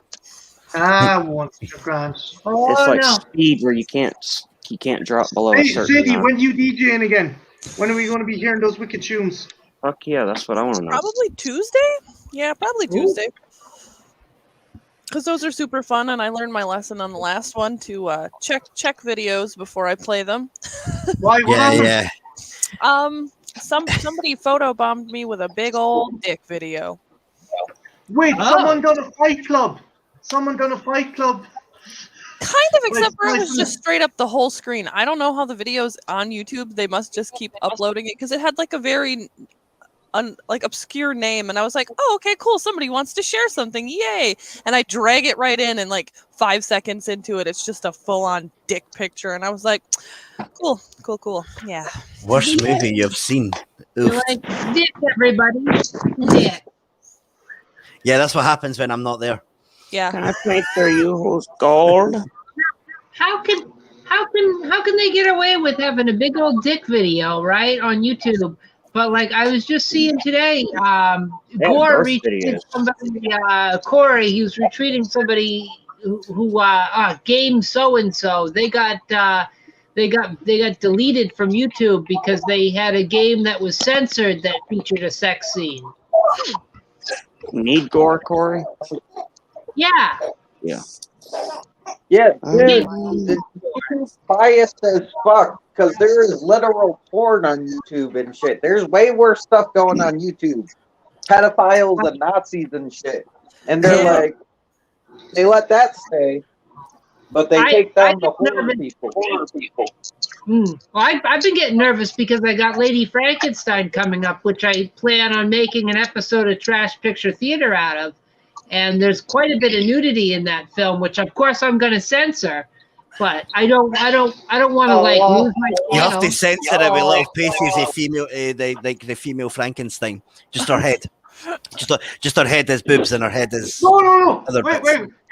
Ethel, put Spongy's head over any picture. Dude, I did that before and it went wrong. It accidentally looked like I was escaping from someone's yoo-hoo.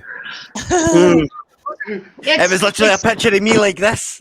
Where's my camera? There. So it was literally a picture of me like this. And then, Ace Ventura, Mechanical Rhino's arse.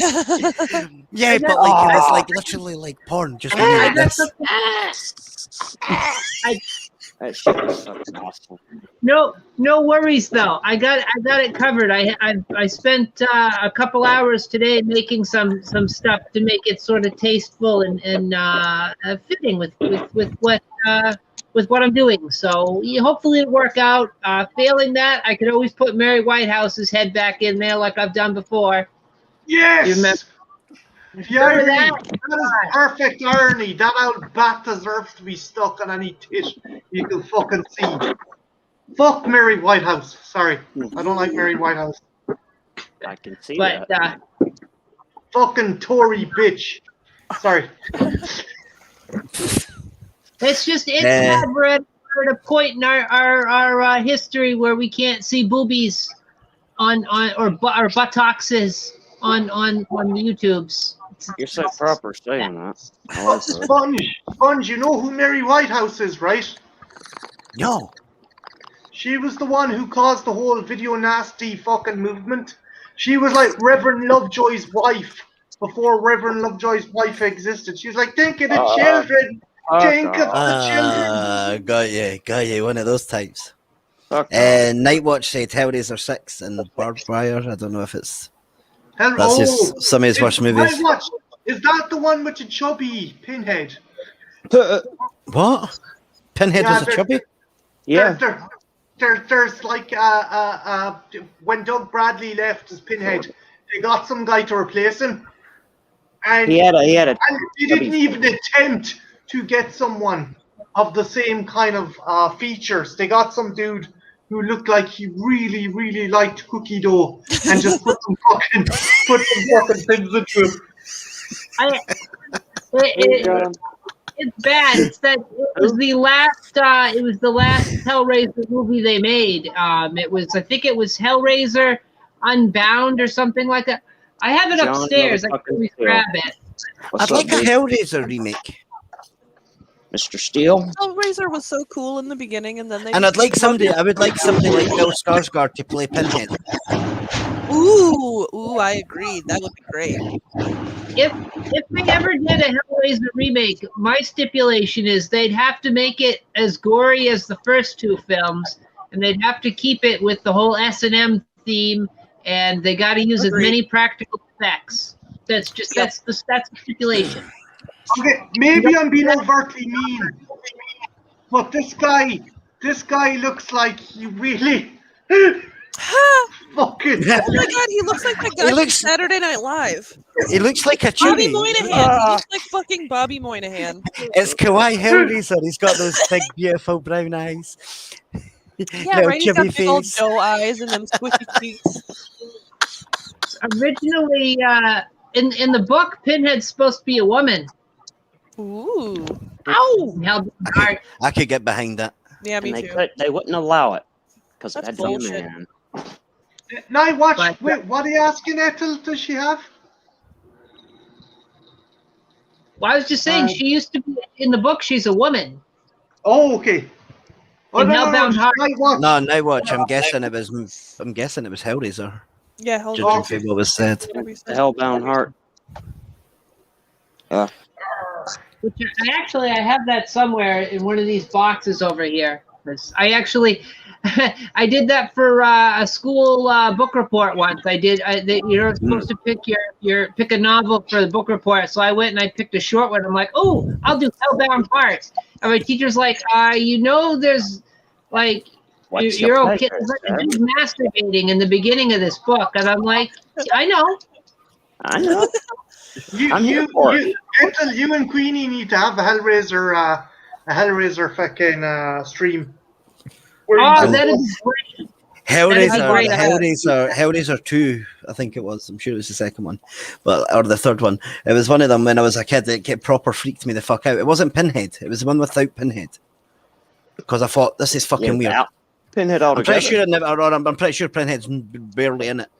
Like, it was my weird. favorite, Most of them, they're just like, we're just gonna throw in Pinhead for like Well, years. half of them and years. weren't Hellraiser films. They were something else, and then they just kind of got right, Marty, and then they got Yeah. turned into Hellraiser. originally they started off as something else. The latter movies Yeah. were like, oh, well, it's an okay horror, but let's put Pinhead in it to fucking kind of sell the Throw movie. Cenobites in it. Call it a Hellraiser. Well, that's what they did with like Soul 2 and a bunch of those. It's really the first two movies are really the only ones you got to see out of the series. Of course, I have them all because I'm a freak like that. I got to have it, but really, Hellraiser 1 and Hellraiser 2 Hellbound are really the only ones you need to watch. I I've only agree. seen 1, Yeah. 2, and 5. How many was there? There's probably hundreds of them. A lot. Fucking lot. There's like 10 or 11. They made one in Hellraiser. 2005. There was two in 2005. Busy year for Hellraiser. And then they brought it back again in 2011. Like, what the fuck? Weird. All of They the actually- ones that weren't Hellraisers originally and were something else, those all ended up sucking bad. I Yeah. actually like one of them. There was There's- one with a cop that I enjoyed. There's one where there's a space station and it becomes the Lament Aye. Cube. I do Yeah. like that. That's my favorite one, Bloodlines. Bloodline? It goes through different timelines and stuff. Oh, Yeah. I just won something in an eBay auction, guys. I got to show you. It's pretty cool. Sweet. Was it Revelations the one that had the See fat pinhead? Because, like, What the fuck? What is that? Yeah, Oh, what that's is that? fucking sweet. Texas Chainsaw. Oh, holy Yeah. shit. Pamela Voorhees' head. That's Uncle Monty, I think, from the remake.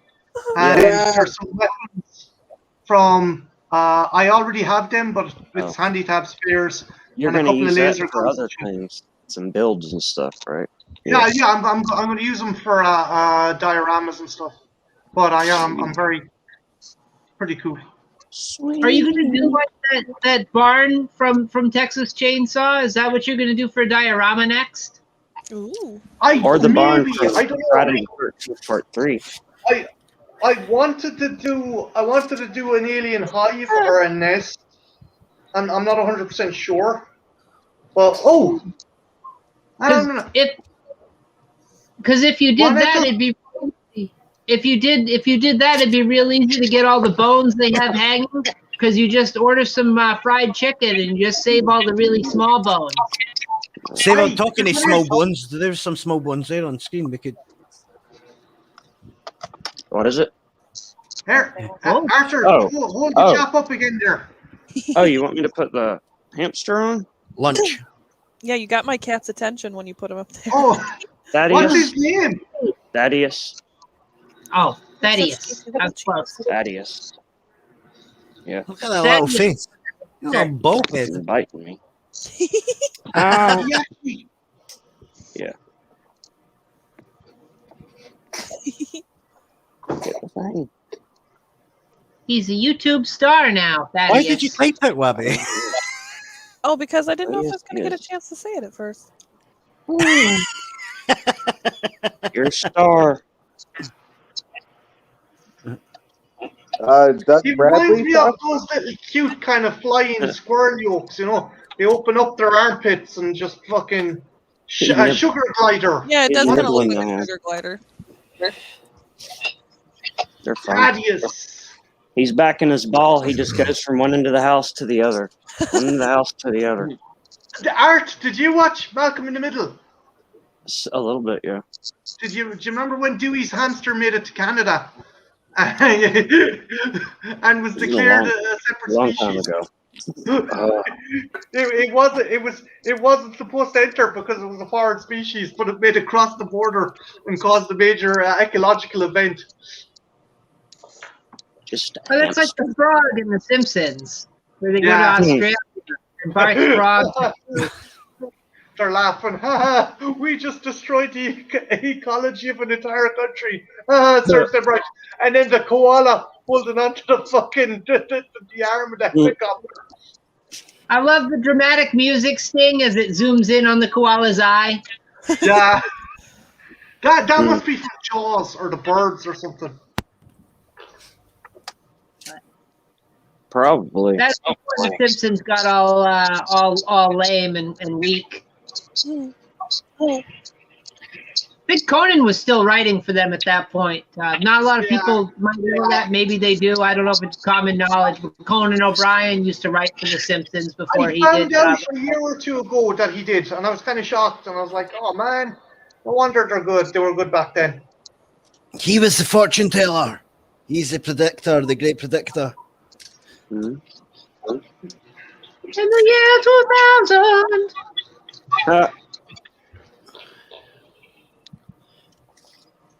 The first person voiceover for the hamster. Yeah, Arthur, that's it. That's what you got to do. You've got to record the hamster, then dub him over using your voice. Just walking along. Saying what? Just walking along, chilling. Hamster. Hitting the ball. Man, I need some lettuce. Reach the wall. Listen, I've definitely never got him high before. Hamster's log, star date 6219. Reach the right hand. The hamster's like, I Tomorrow, wonder gonna if try and go back. Dude, he sits here when I'm sitting here. He'll come and he'll keep with the ball and he'll keep bumping my foot because, like, hey, give me some. I'm like, dude, go away. All right. You do the voiceover, right? And you know, so you're the hamster in the voiceover. So you're like, oh man, this grain, yo, oh, this impenetrable, this indestructible plastic ball. I hope some dinosaurs don't come. Why is Oh my God. everything so pink, man? Why is everything so pink? Yeah, it could be. Have you any action figures? It's like he could be trying to fucking like, hey guys, come on, we're gonna get out of here. All my figures are long gone. I do that with my dogs. Like, I've given all my dogs voices. I thought it was just me, but clearly it's not. It's a world thing. That's you, Sponge. You're hearing the voices. You're just looking at what? Do you remember Road Trip, Sponge? Where he's smoking the spliff and looks down at the dog. The old guy's smoking the spliff. He looks down at the dog, and the dog's like, "Hey, old man, go in there. Tell that bitch to make me some blueberry pancakes." Oh my god, Dude, that is my dogs. You have no idea. No, was the fucking most quoted. Tom Green in that movie trying to get the snake to eat the little mouse. Unleash the fury! Tiny salmon swimming in a stream. Your The man, mama bird says, your man has sex with her for the first time with the cute kind of heavyset chick. yeah. And like he's like, how did you get on last night? He has the panties, and He's they're like, like, what? did you skin a fucking cheetah? Because her knickers are like fucking huge. Just cheetah print fucking knickers. That's a skinny dude too. Yeah, super skinny. TJ Quills, he's a brilliant actor. He's cool in World Wars. Or DayZ, he's brilliant in that. That's an underrated movie, Road Trip. But when they find the car, it's like your man. They find the car out in the backwoods. Okay, good news, sir. Well, They ain't found a outside single the budge, no struggle, and there isn't a drop of semen anywhere to be found. It's like, I mean, that's the first thing you need to check for.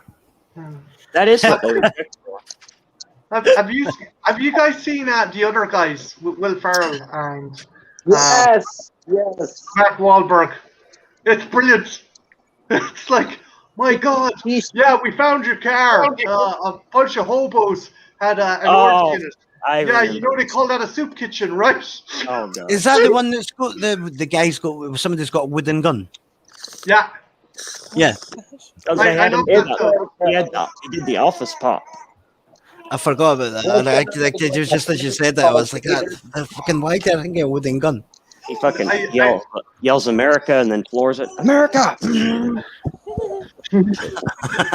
I just, they find a car later on and they clear the bums out of it. And they're like, "We will make sweet love once again in your car. Get out of here, you homeless fuck!" What was it, like Stinky Rob and the gang or something? Yeah, They had Sticky like Rob and the gang, they left it in. And like, your man, the pathologist, yeah, it looks like a bunch of bums had an orgy in your car. We call that a soup kitchen. I love that. I love that line. It's like, what the or they're in the bar and they're singing like all this awful shit about all the children getting pink-eyed and like all the mothers died and shit. It's an incredibly underrated comedy. I love the fact Michael Keaton's character is trolling him because he keeps on kind of quoting TLC. He keeps on quoting TLC songs. He's like, "Look, if you're going to do this, you got to do it by the book. I don't want no scrubs." And they're like, "You know that's TLC. No. You got to creep. It's like, what the fuck? It was a great movie. I'm a swan. I'm a peacock. Let me fly. Can peacocks fly? Who fucking knows? Yes, they fucking can. They can fly really fucking well, apparently. Like they can get enough to get up 20 feet up into a tree. I got really high at work after I finished work, and I used to work in a really fancy grounds there, posh house. And I was out the back smoking my spliff, and then I was like, I'm just going to walk home. And then as I got to the beginning of the driveway, like it was like about maybe a half-mile long driveway, and like, dude, all the lights fucking went out in this driveway just as I got to it. Like literally, like every horror movie you've ever seen, when you get up to just to see that long dark path, and you like, get to it, doof, doof, doof, doof, doof, doof, all the lights went out. I was like, what the actual fuck? So then I was like, right, okay, I'm a big boy, I can handle this.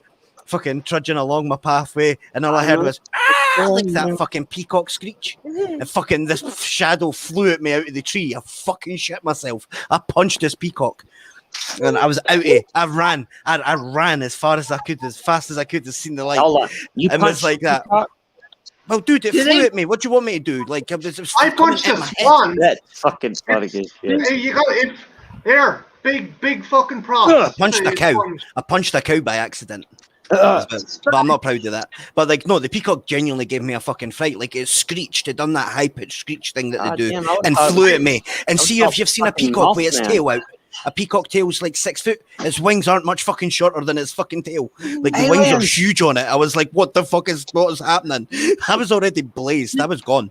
I was paranoid as fuck. Did they really? I had fun trying to eat my chips, so that's why I punched that cunt. I was drunk as well. But no one gets between a drunk man and his chips. Like a murder victim? The greater good. Yeah. Like honestly, like it's just like a high pitch, like it's a really odd noise, and it's like a peacock's the only thing that does it, and it's like it's just a crazy loud screech. Sponge. This was in the dark. It was pitch black.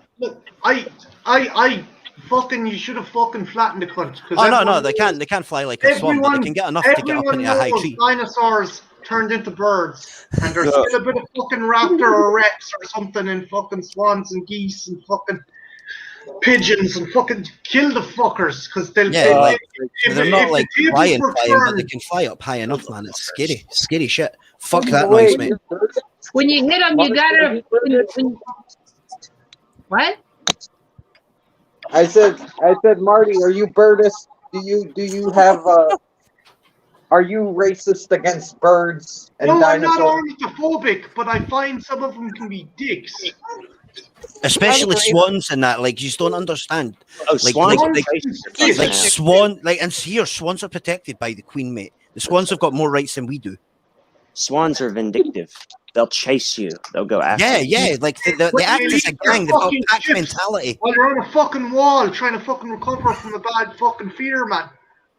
When you spark out that peacock, you got to shout really loud. Oh yeah, "Take no, there that!" was no. Like, don't get this wrong. There was no sparking it out. There was no making it look like a Muhammad Ali punch. I threw like the world's shittiest punch as I ran away screaming. Like, I'm not even going to lie. Like, it's a big black shadow coming at me for a fucking tree, mate. I fucking shit it. like honestly, go and find a clip, find a clip of a peacock screech. And honestly, this coming at you in the dark is terrifying. And it's like I'm just a big black shadow. Like it was jet black. Like there was no like street lights or anything. All the lights had just went out. You don't have to justify it to me. I swear to God, if that's one that came back at me, I would have leathered the shit out of it. I give it one. Like a cow gave me a fright, and I've punched it like Muhammad Ali, and the cow looked at me as if I was a fucking stupid idiot and carried on its day. I ended up in hospital with a broken hand. The cow was no harm done to the cow. Did you hit it in the head or the nose? Right in the head, mate, like straight between the eyes, like a panic. Dude, like it was one of those stupid family fucking holidays. You go to a caravan, you go to a campsite somewhere in the arsenal, and they're like, there's a wall. There's always like one of these old rickety stone walls, and someone goes, "Get your photo taken standing under the wall." I'm like, okay, so I'm standing at this wall, and all of a sudden something bit the top of my hair. So me thinking something's grabbing my hair, poof. And then it was a cow. I never realised it was a cow till after I'd smacked the fucking thing and was like, I fell over onto the floor. Like fucking me a broken hand. Like obliterating my hand into 3 bits. I was like, dude, man, I don't do scares very easy. I don't like getting scared. Especially if something's biting me. I'm with you there. I like cows because 1, my dad, he farms, and 2, they taught my mom to respect the 2-second rule. My mom was driving into the mart to fucking pick my dad up. And there was a big fucking cow lorry, and she pulled right up behind it. And because the cow lorry was elevated, obviously a couple of the cows had the runs or the shits. Big load of fucking shit came leaking out the bottom of the fucking door, right all over the bonnet of my mom's car. She pulled up too close behind the fucking thing. But honest to God, it was like a septic tank had exploded. Yo, that's crazy. Like, see, I don't mind looking at cows and that. I just don't want them to be chewing on my head. I'm kind of attached. Like, and I was only, I don't know, I must have been about 17 or something. And I'm a city kid. Like we've got like a tiny little inner city farm thing, and like that's literally it. Like we don't have cows and that readily available to go up and be like, oh look, a cow. This fucking random big bastard creature was just chewing on my head. I panicked and smacked chewing on my head. Well, it was chewing on my hair. It was like pulling at my hair. It was, but because I had my back to the wall, getting a posing for a photo, it was just like, we're like, what the fuck is that? You probably thought your hair was grass or something. In fairness, dude. Had you the same colour as it is at the moment? No. It was long before then. I was say, probably thought your head was cold. I was just a mere mortal back then. Who the fuck is who, Sasha? Who are you talking about? He said, who is she? Seriously, who is she? No, you talking about the other guys. Where Mark Wahlberg, all right. I didn't know. I was like, what are you doing? But yeah, man, like, yeah, his wife. That's a funny scene. To be fair, I made it up to the peacocks the next day. I gave them extra bread. I thought if I bribed them with bread, they won't attack me in future. I would never go near them again. Dude, I worked here. I had to go past them every day. Like, I didn't know. Like, nobody had told me that they roosted in the trees, though. Like, I thought they had like a a shed or a pen or something that you put them in at night. No, they just randomly roost around the grounds on. Oh yeah, and they get up in the trees and shit. Yeah, just like chilling in the trees. My, and like my aunt like has that. some. I'm amazed how high they could actually get up. Like how high up, like where there's like nothing, because like you're talking easy about maybe about 15 feet up, and this thing just fucking gracefully just went whoosh up it went. I was like, what the fuck? And then like gracefully came down, but like damn, big fucking graceful bastards. Fuck peacocks. They always remind me of that adaptation of the book Rebecca, the Screaming Skull. I don't know if you guys have seen that. It's really cheesy 50's movie. I don't think so. Nah. That has been surprised. Right? Peacocks in it. Trenchy, you seen it? No, but I know it's got Vincent Price, right? It's a Vincent Price movie. No, It's a miss- Vincent Price is in that one. Oh no! I swear there was a Screaming Skull with Vincent Price. I might be wrong though. I know think there's a. Vincent. Go on, Oh, Ethel, sorry. sorry. No, I was you go. I think Vincent Price was in another adaptation of Rebecca, though. There's been a million movies made of that book or that story. Basically, a guy bumps off his wife, and then he tries to remarry, and they're haunted by the ghost of his dead wife. Hijinks ensue. Oh, yeah, there's a new version of that on Netflix, actually. Ethel. Yeah, it's like one of the most remade movies / story adaptations ever. It's like there's literally 100 movies that are made out of that. Not gonna lie though, Pineapple Express has got some replay value. Like every time you watch it, you see something else that you never noticed the last time. Mm-hmm. That's one of my favorites for sure. Because I watched that as a kid, and then it just kept getting better and better. Pandora don't go back in the box. She only comes out. I thought hurricane season was over. Oh, One thing I liked was who's the fucking dude from Eastbound and Down? Danny McBride. Mm-hmm. Yeah, the drug dealer. I like the fact he had a bunch of aquariums just filled with plastic dinosaurs. He's in the punching my background. bum. He's punching my bum. What's the cake for? My cat. He died. It was his birthday. Like, what the fuck? It's cool. I used to have an aquarium. I used to have a cemetery in my aquarium. Nice. Nice. Like, you know, the little Very- tombstones and graveyard sets you could get for those little I don't know if they have them over in Europe. They must have them. Around Halloween time, they do the same thing they used to do for Christmas, where you've got the porcelain houses and like the Oh, little yeah. you know, they had like gravestones and stuff for Halloween. Linger. That stuff. That was the And I best put part. it in my aquarium. So I had like a crypt. I had like a bunch of tombstones. I had like some scary trees and all sorts of stuff. My fish would swim around. It looked really cool. Then jumped into the tank, and I had to get rid of it. But. Like that, Ethel. Yeah, only these were really small. They were like that big, like an inch tall, by like maybe like 3/4 of an inch or an inch or ½ inch wide. And there's like a full crypt with a cap, and they had the ceiling around it. Oh, it was real cool. I had to get rid of it. Cat broke the fish tank, so that was the end of that. Did the fish survive?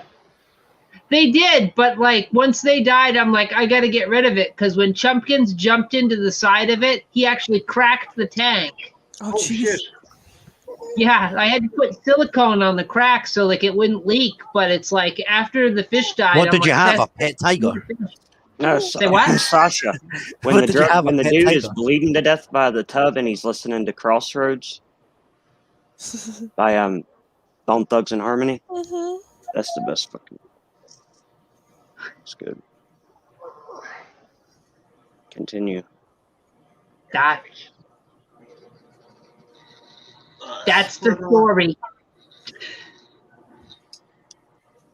But what was it? How many pets? Who in the chat here actually has had the most pets? Oh, I've had a few. I'm not gonna lie. I've had 6 dogs, a tortoise, a leopard gecko, a Pac-Man frog. What else? I A got a lot of cockatiel. Same time. I had what did I have at the time? I had 2 dogs and a cat and the tortoise. And then I gave the tortoise away because, like, I'm not gonna lie, I kind of didn't know that I needed to write a will for a tortoise. Like apparently you need to have a will for them because so you can pass them on and carry them and before you die and that. So I was like, yeah, I'm Is gonna it give because of their longevity, Sponge? dude, yeah, like the type I had was like 75 years plus for the life in it. Sure, there was some bastard in tortoise that Charles Darwin discovered. Yeah, like he just died and it like 3 years ago or something, 4 years ago. I think it was 1930 or 1940 it died, and he discovered it in what, the fucking arse end of the 1700s. Yeah, well, yeah, there was one that he met or something when he was on his travels, and they took it into captivity, and it died like fucking like 2000 something. It was like ridiculous. It was like what? One of the Galapagos ones. It was like fucking. It was like 111 years old or something. Yeah, it's pretty cool, pretty awesome. Oh. But yeah, I'm the same. I've always had pets, like as long as I can remember. I used to have goats. You used to have goats? Yeah, I had goats once. I had goats I had too. 3 of them. They were in Pig the goats farm. or pygmy goats? Out in the country? No, Were they big goats? in the suburbs area. Were Yeah, they big goats, little goats? They were Nubians. They were the full size deal. They got the floppy ears. No, see, those are the big scary bastards. Very I big didn't scary. milk them though, because if you want to milk them, you got to breed them. So I didn't do that bit. Yeah. I used to have goats. They make Where did pets. you keep them? Out by the garage. You're I love fucking having I love me how on. matter of fact that No, was. they had a little pen. They had a little pen indoors, and they had a little extension for an outdoors. We used to have to feed Robbie's them got after cats. school. She just gets people give cats. Yeah, Jesus. Like just random people are like, here, I've got a cat for you. I've gotten given dogs too. Well, cats are kind of something that no one really buys. You just fucking, like, everyone, like, cats just fucking breed like fucking crazy as fuck. Speaking of cats, Trenchy, Yeah. how many of the bastards do you have? 1, 2. Give me 5. I love how he's counting them. 3, 4. Wait.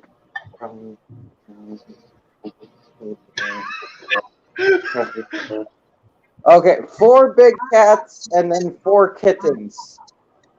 Dang. So you've 8.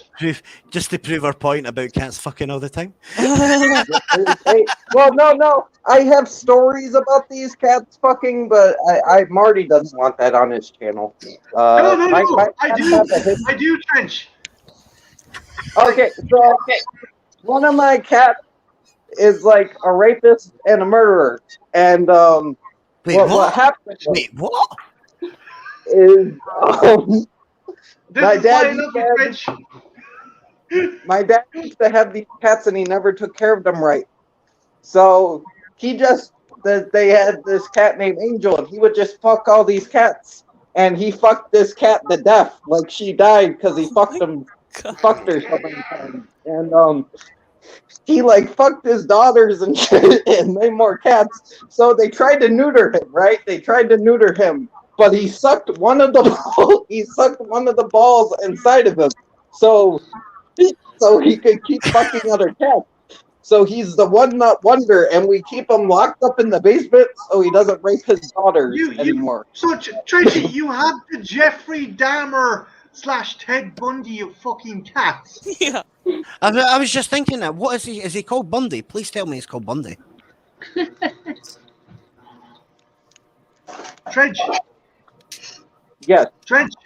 He's looking over his shoulder, making sure it ain't coming to fucking kill him. What's the cat called? Wait, what's the cat called? Yeah, Yeah. what's the killer cat What's called? the cat called? His name is Angel, which is very ironic.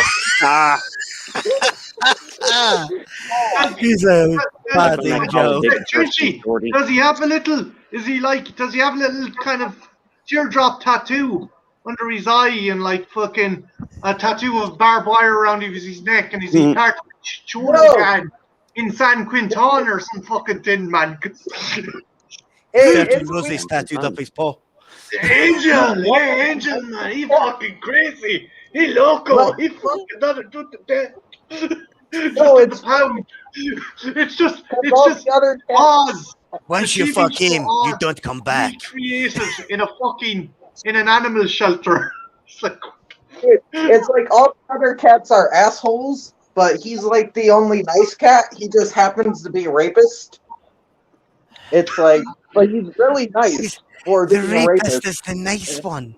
How? And yeah, for being an Really instant nice cat. rapist, he's really cool. He's a pretty good guy, you know.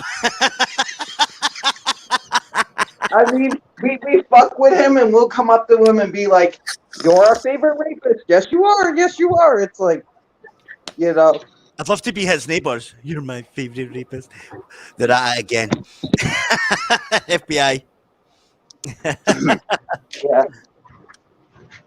Oh, damn. That's crazy. Angel. what? Can you help me out? That you were on a stream, right? And Queenie's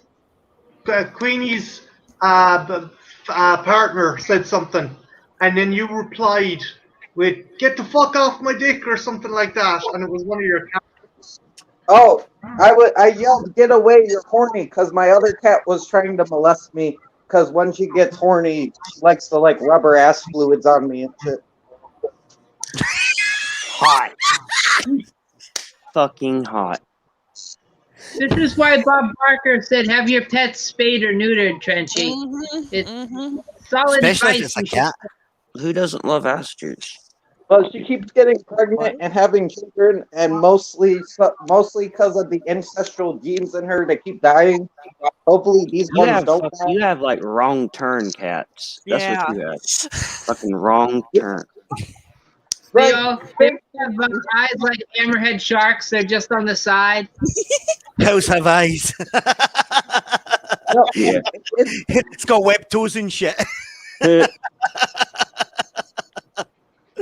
Well, thankfully, the last batch, she's been going out and like fucking street cats. So it's like, you know, at least they're not totally from incest.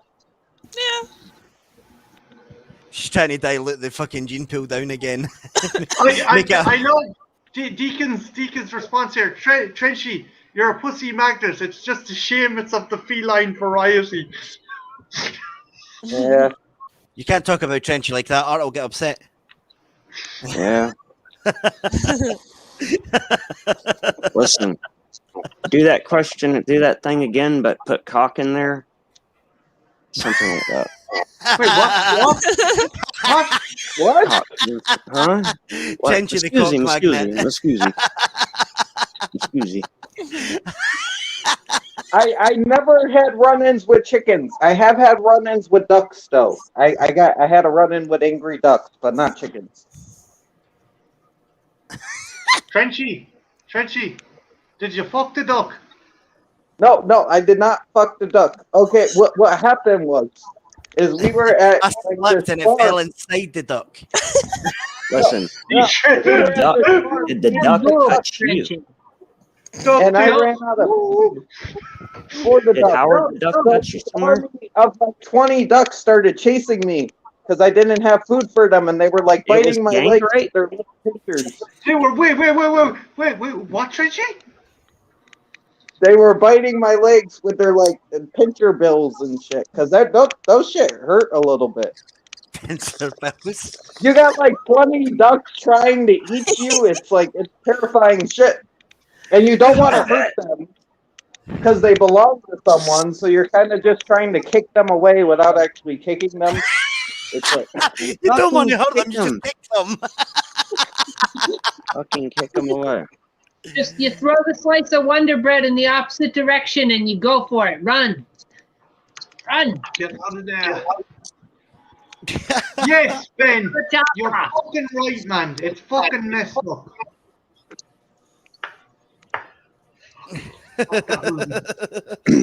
Marty, we did make a connection between The Fly and Beauty and the Beast. Mm-hmm. Yeah, it's like it's in reverse. The Fly is Beauty and the Beast in reverse. kind of like a sci-fi Beauty and the Beast. It's like Tarantino done fucking the Beauty and the Beast. They showed you the end at the beginning. Instead of transforming into a beautiful man, he transformed into a hideous beast. It's like the But prequel she to still Beauty and the loves Beast. him.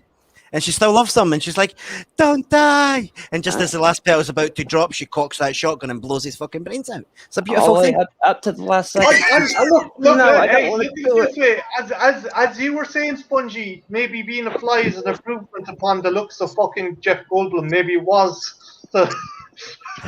It was just Jeff Goldblum's face fucking it up. Jeff Jeff Goldblum Goldblum. naked squatting down in that capsule. Yeah. I will say, like, he wasn't bad from the neck down. It's just once you get past this point, it's just like It's once you're he dealing opens with his fucking mouth. Like anything that comes out of his mouth sounds sinister and creepy, and it sounds like he's probably a pervert trying to get you. We'll put a paper bag over his head and tell him not to And go. like, yeah. Let's But, go fast. but Can you imagine having sex with Jeff Goldblum? What was Let's the go bit fast. we were laughing at? What was the bit we were laughing at with Jeff Goldblum? And it was there's a bit on the screen, and it's like fucking he's typing and he's trying to decipher the DNA, and it's like Brind's DNA or Brindle's DNA, and it's like DNA source 1, DNA source 2, not Brindle. Like I'd want a bit more information than that. Right, the first one I know is it's not him. mine, but I would First be one fine. is him. Second one, not him. Like, That's thanks, fucking computer. great. Thanks. Yeah. And you can see him just looking at it going, fuck, I Okay. probably should have just thought about that. Oh, so good. Fucking hilarious. I was crying. Maybe I need to input. But yeah, is that not that's his ultimate chat up line, right? Cheeseburgers. I'm not a fat kid, fuck off. It's gonna take more than a cheeseburger, you keepy Jeff fuck. I like how he can't figure out anything until he realizes, oh, I've just got to teach the computer to be crazy about flesh. What? What? Flesh, that's the answer. That's what I was missing. Flesh. Can you imagine? Can you imagine like Jeff Goldblum's kind of fucking sexual vasant of like, you know, he's trying to recreate the scene from Jurassic Park, so he's no fluid, so he just fucking nuts one off and drips it on the chick's hand. It's like micro particles of hair that's just fucking jizz them, roll it down the chick's hand. Oh man. Look, in the maggot she gives birth to, what would that have ended up looking like? Would it look like Jeff Goldblum? Yeah, it would have been. It would have been a tiny little Jeff larva. With fly. Could you imagine huffing the cocoon up? And then it turns into a full-ass Jeff Stop Goldblum. shedding on the floor, for fuck's sake, I've told you. Listen, Jeff, why is our child a maggot? Well, we might still take it. We might still take it. Just don't get your Bernie spit like on me, and we should be good. You know, you're not going to ask me to go down on you. Well, obviously not. Can She you was imagine really going out of town with Brundle Oh, Fly I and thought he I gets would like drunk rub and his he's back just or something. I don't know. like, For fuck's sake, Brenda, we've told you. You can't have vodka. just all their tables. Like- their fucking tables just get stopped.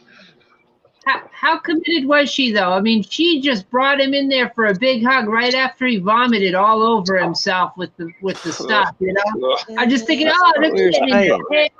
His ear just fell off. What are you doing? At a certain point, she would run away. I know, Anyone like, what with any seriously sense would have needs to ran away. happen? His For penis a- is in a jar rethink. in the medicine cabinet. It's like the worst Well, case that of a was super later. STD ever. Yeah. I know, but he's got like warts all over his face and that have just Gina appeared, and she Davis. never mentions it. Gina Davis is just hugging him and she's like, this is bad, but at least it's not Cutthroat Island. I hope it's not contagious. At least it fell off when he wasn't on the job. That's all I got to say, you know?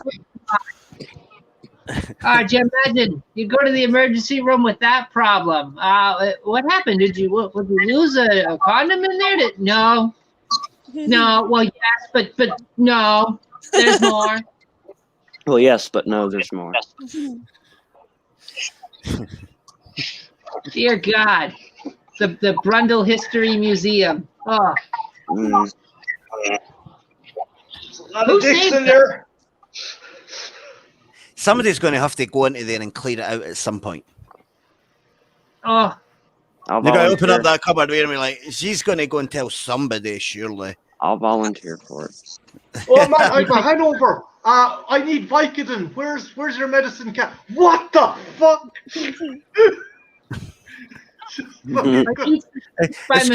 Excuse me. Is this penis come with the house?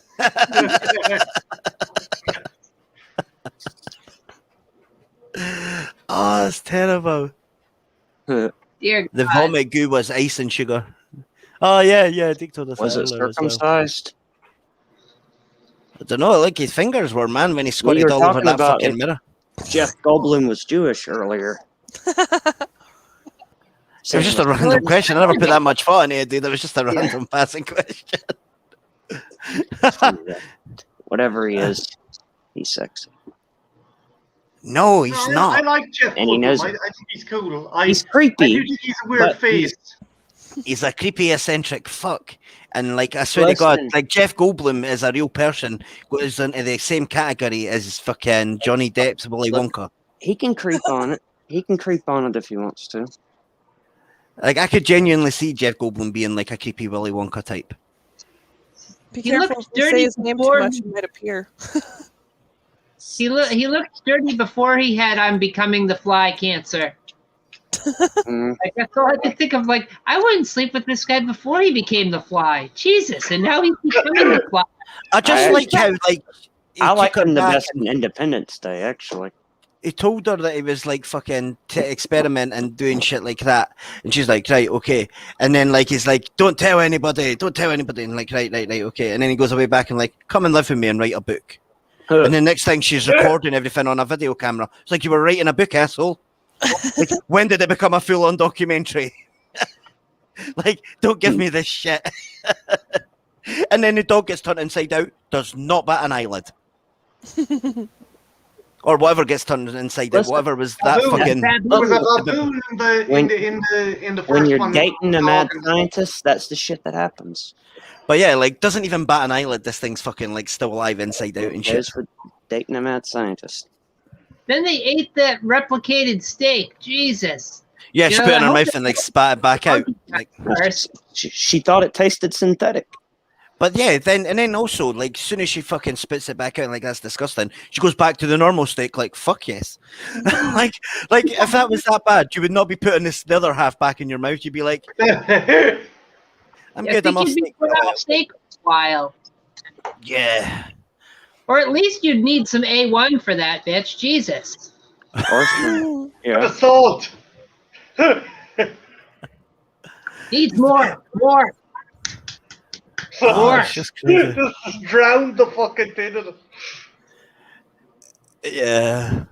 I don't like the eyes on the alien either. Like, I thought it would have been more fly-like eyes. I was disappointed because it's like, what flies have you seen?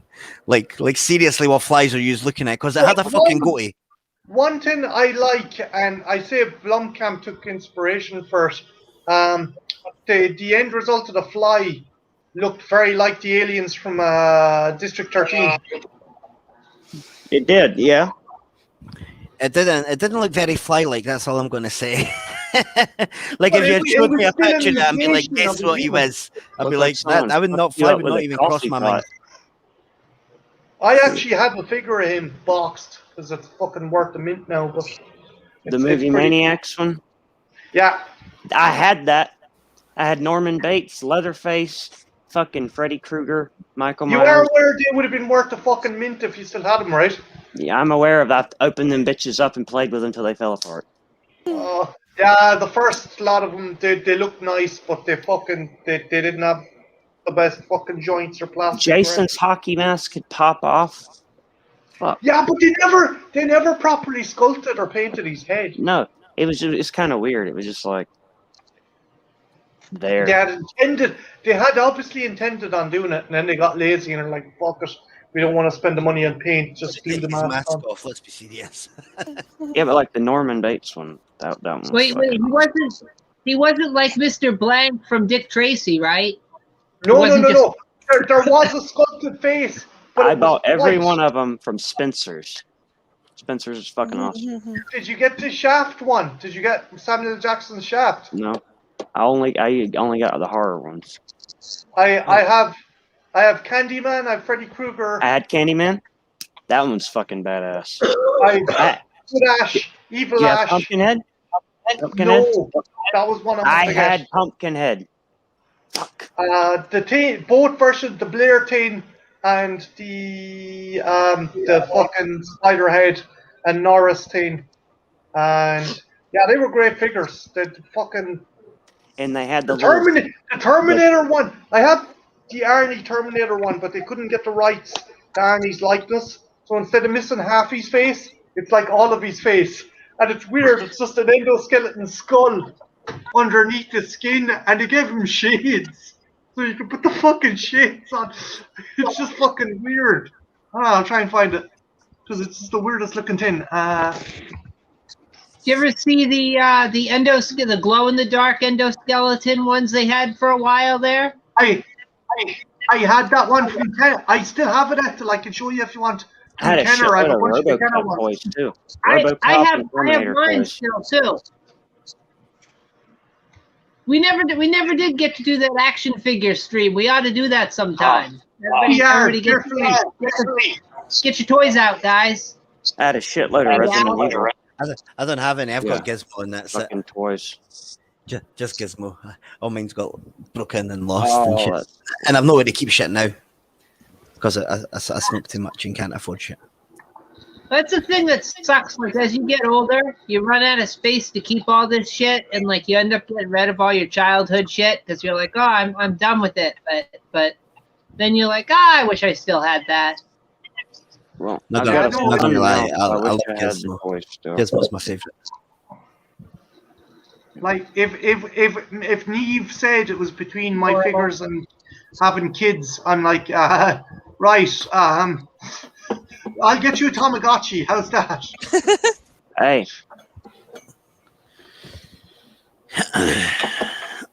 Get one of those. I never got to have a Tamagotchi. So I have this thing with Tamagotchis. I never got to have one. My cousin did. And he fucking showed it off, and I never got to have one. They're remaking them. Like they had like a comeback, like a resurgence. They're fucking annoying, man. There's Pokemon. There's a Pokemon range of them. You can buy a Tamagotchi now, Art. You're an adult. But it's not the same now. It just used to bug me, man. Like it used to just beep all the time. It always wants something. It's always wanting something. Like for fuck's sake, give me a break. Like and then you'd feed it, and then it'd be like beep boop. You'd be like, "What the fuck is that now?" And there's a big shit sitting there. Like for fuck's sake, freaking out with the virtual animal. Like what's wrong with it? It's like it keeps shitting. They did shit a lot. Yeah, they did. And it gone godly amount. And then you'd get the cool ones that would have like 101 pets, and they'd all look the same. I had a lot of Spawn toys too. Todd McFarlane toys. Spawn figures were like fucking. They pop up at toy fairs as often as fucking herpes would pop up in a fucking brothel. I think I still have my Violator action figure somewhere. I had one of them. It's cool because it was all superposable. Yeah, the bendy one. Yeah, the bendy one. I had the bendy Violator. I had that same one. I was always afraid like it was gonna snap though, because like you know how the bendy toys, like eventually the wire inside would get all old and rusty and it would just snap after a while. Or it would poke out of the plastic. Oh, I've still got that one. He's in my shed. So explain to me why giving him shades would have made the figure any better. I mean, look at that face. What the fuck? I don't have the pistol or the grenade things anymore, but I've got the figure in the shed. That's the only one. It doesn't even look like an endoskeleton under there. Yeah. It looks like Boba Fett's just morphed out and trying to. It looks like someone shit on his face. It looks like he's got those goggles from It Came From Beyond Outer Space. Someone fucked him up with a coffee pot. Tetsuo the body hammer. The fucking machine part is fucking burrowing out of his body. Hey, What's up, Windigo, how Indigo? are you doing, dude? When We're- do you we're go just in shooting the shit. nightmare? Feeling out. I'm going to stick around. I'm going to finish up in about. I'm going to leave it at the 3 hour mark, guys, because I don't want to be fucking keeping ye. I don't want to be staying in bed till fucking 4 in the morning or You're 4 beautiful. in the You're beautiful. afternoon. You're good. You want to be doing the vampire thing. It's a bad fucking habit. I'm like sleeping in till 2 and shit like that. My course got fucking cancelled indefinitely. I was supposed to be doing a start your own business Oh, course, shit. and it got That's fucking good. cancelled. Yeah, the Rona strikes again. Ah, I swear it's a conspiracy. A C-O-N conspiracy. The pandemic. Not gonna lie, the whole fucking COVID thing. I was supposed to be going to a wrestle convention, and like I had like all these tickets booked to go and meet like all these fucking cool wrestlers, like for like literally everybody. It was fucking cool. I was going to meet Big Show, and I was going to meet fucking Shawn Michaels and somebody else, and like it was honestly, it was crazy. The list, it was like a who's who. It was like all these people that I wanted to meet, and then like literally like fucking, it was like 2 weeks before COVID. Boom, world shut down, motherfucker. I was gutted. So sad. So sad. I had intended on fucking taking a year out to fucking go traveling and stuff. I like the Christmas before the outbreak. I had left and I was going to go traveling and stuff, and then this fucking shit came. So, okay. It's handy because I'm not spending money. I can't fucking go anywhere, so I'm saving a mint. Were you going to travel to the States, dude? No, I was going to go to Spain and visit some friends there, and maybe to Poland. Ah, At least you didn't travel. I'd be killed. I'd say the wrong thing, and someone would shoot me. Oh, hopefully not. Huh? say what now? No, I'd be afraid I'd say the wrong thing and someone would shoot me. We don't like your kind around here. See, you've not got the right accent, dude. If you had a Scottish accent, you're safe everywhere. Yeah. Be like, can you do the Shrek thing? Dude, I fucking hate that. Like honestly, like everybody That seems doesn't to matter. think it's Yeah. That's why it's a blessing and a curse. It's like yeah, like honestly, see how everyone many likes times people Scottish ask thing, me how if Well, I can do but the how many or times Harry do you have Potter. to do that? Sponge. In fairness, by United States logic, I should be grand so because apparently I sound Scottish and you sound fucking Irish. So No. Mexican. I got called No. Mexican. Like Mark, I can tell y'all apart. I don't know which American says this, but dude, I don't you're understand Irish, either. but he's Scottish. I personally don't understand it because, like, fucking, I don't think we sound anywhere even close to each other. No, we don't. no. One of y'all says lassie. Hey, Antro's in the chat. Hello, Antro. Like I say, well, you say no. We both say lassie. Do you say lassie over there? No. Sponge. Actually, have you seen Antro's review of Chud yet? No. Just What a fucking awesome review, Chud. It's chudtastic. This morning or last? I think it was this morning he released it.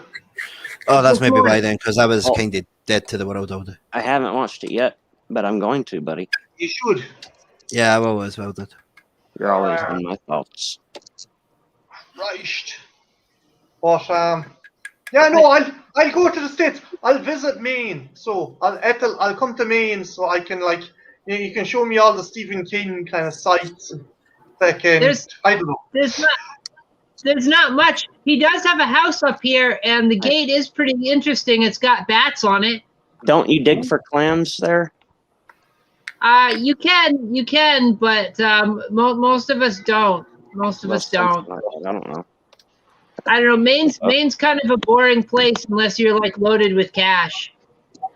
Sounds like Wisconsin. I think you should all come to Scotland. Everyone's like, I want to visit Scotland. Just come and visit. I like how everybody from the Europe area thinks that like America's super dangerous and like they're gonna get shot if they come here.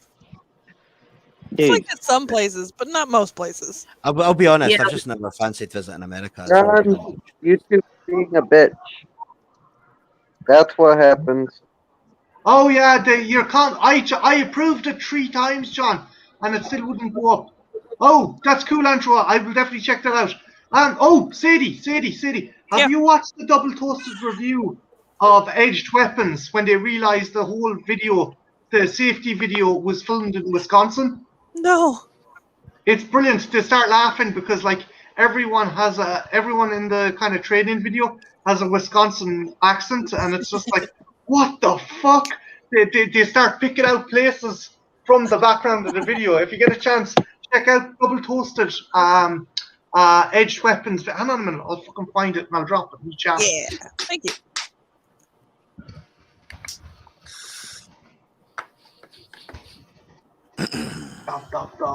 No, I'm taking to make a small bit, Ethel. I know the whole place isn't like a fucking. It isn't like the end of the Wild Bunch or anything like that. I don't know. It's not. I kind of like. Go on. No, go ahead. I thought you had a pause there. Go ahead. No, it's just I find myself getting overwhelmed in big cities like Dublin or London, so I can only fucking imagine what it's like in the States. Like, Well, in the defense, most of this United States isn't a big city. Most of it's just suburbs and rural areas. It's only like most of the places people are gonna think you're fucking cool because of your accent. Yeah. So People you're want good. to talk to you just because of that. Yeah, they'll think that's fucking awesome, and you'll be good. They'll Some ask people you wanna really buy you annoying drinks. questions. Yeah, they'll buy you drinks. They'll I'd wanna be hook you worried. up. I'd be worried. Hot. Hook you up with that. What would you be worried about? Sadie, the link for that there's in the comments. Thank you. No, I'd be worried. Like people are like, what the fuck is he saying? We're having trouble. Because I remember when I started here first, people are like, what's he saying? That's like, I know you understand me, but I think that's just exposure to listening to me after a while. I've been streaming with people like the same people for like 3 years nearly, and dude, they still go, what? I What did you understand say? you. I'm already at this point, but Sponge, sometimes you say it so fast, I miss it, It happens. and it all runs together, and it's the Scottish train. Mhm. And it runs me over. It doesn't faze me a bit. All the different accents. I used to work at 7-Eleven. You don't know anything until you've heard like really really thick Indian accent, and you have to decipher it. It's crazy. Yeah, I restrain my accent back like a lot, just because like I'm used to being with like Americans and that now. So like I scale my accent back, I cut my slang out, like I talk slower. I'm here, But John. like when like you'll notice if I'm streaming especially, and like if my brother comes in, then I feel like because there's another Scottish person here, I'm betraying my kind, so I have to be full Scottish. I pull back on using the word crack because people think is he a drug dealer or something? No, for me, crack means Crack's banter. Sponge, you know what crack means, right? Yeah. Irish. The banter. Having the crack, having the laugh. Yeah, it's all the bands. Oh, the bands. Totally bands. It's once you hear the context, you're fine. Like you get the context of it a couple times, and you realize, okay, yeah, that's what they're saying. So I mean, if you're not familiar with it, eventually people adapt. Like I think sometimes I go a bit quick, and people are like, "What the fuck?" It's like, Jesus, how are you fucking doing? Any crack? Any news? On my fucking stomach spanjaxed. Yeah, fuck. Kind of swearing. Swearing is something that I'm kind of trying to curtail as well. Because Jesus, Sponge. Oh, sorry, Ethel. I was just gonna say, like we have that situation regionally with other Americans. Like there's stuff we say here up in Maine that they don't say in the rest of the country. Like We're like that in Scotland. I say, hey, that's all stove up. You can travel literally like an hour in either direction, and everybody's got their own dialect. It's the same here in Ireland as well, though. Like, Yeah. you go to Limerick, people are like, "Sorry, kid, how you doing? What's the fucking crack? Yeah." And then you go to Cork, and they're like, posh- "Oh yeah." The posh ones. Like we have like obviously you've got like your stereotype Glasgow accent, which is like your proper one night thing. All right, mate. Oh, fucking pure mental and that. Know what I mean, pal? Fucking toys and tea. Like that, like fucking, and then you've got like the posh Glasgow, and like they've got like their whole they've got like their own whole posh voice, and it's really funny because like it's like a sing song Scottish. You know how you get your like some places in Ireland you just sound like that sing song voice. Yeah. Yeah, we've got like a Scottish version yet. Is that better? Sponge, have you seen Scottish Exorcist? No. What? Scottish Hang on a minute. Exorcist. No. My friend Mandy from the Deadly Games, she showed me this fucking video. I think. Right, give us a minute. Does Sponge know Super Chick 360? No, Sponge does not. Never heard of him. Bam. But then it's not that surprising because I'm really bad. Like I'm so behind on shit. Like this is the most I've ever done on YouTube is with you guys ever. Like even for looking for songs and shit like that, I never even used it for anything ever. Oh wow. Yeah, I blame you. It's definitely your fault. Too much. You know what? I'm not even going to blow it up big or anything like that. Just I'll put it on there and you can decide. Right. Can you see it? Oh mate, Lee Gilmore is a fucking comedy genius. He does it. He did a skit where he's like answering like a letter about being not having gas and how cold he is. It's fucking hilarious. Have you seen this one, Sponge? No. I've not seen this one, no. But like I just love Okay, his videos. I'm gonna press play and hopefully you'll be able to hear it. Fun fact: I used to talk to him on Facebook. Hey, what is it?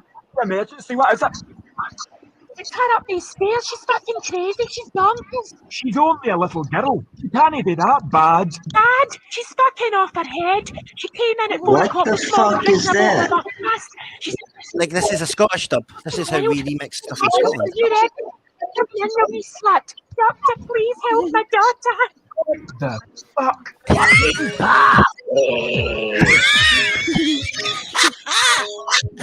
Please, doctor. She just won't stop fucking dancing. Oh,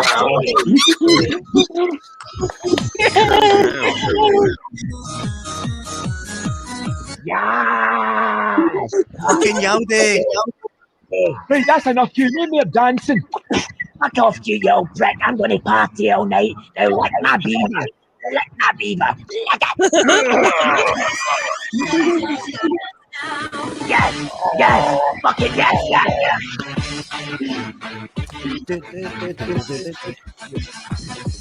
Happy Hardcore Remix, mate. 2021 and Pandemic Remix. Because that's me, you cunt. My daughter's a junkie. See, I clean all the piss off the carpet. See? Oh no, what's that noise? What's that noise? Oh no, again, please, God. Please don't say she's dancing and partying again. She's taking eggies. Oh my God. Yes. Look at me, Mum, party. Look at me, Mum, I'm partying. Yes. Oh my fucking God. Somebody phone a priest.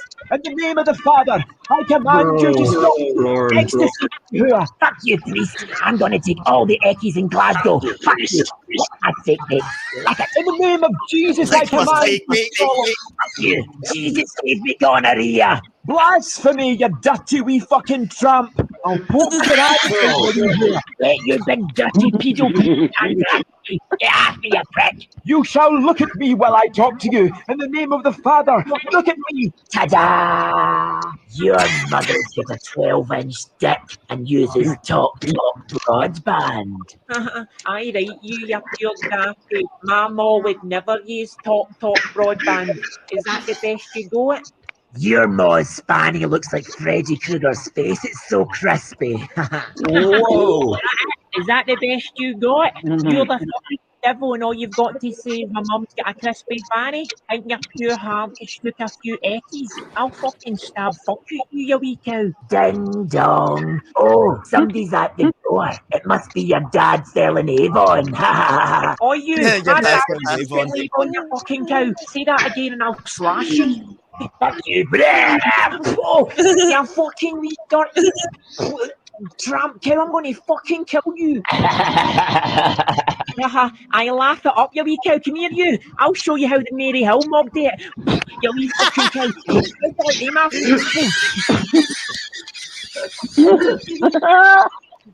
Not gonna lie, mate. I've been in Maryhill. It's no far wrong.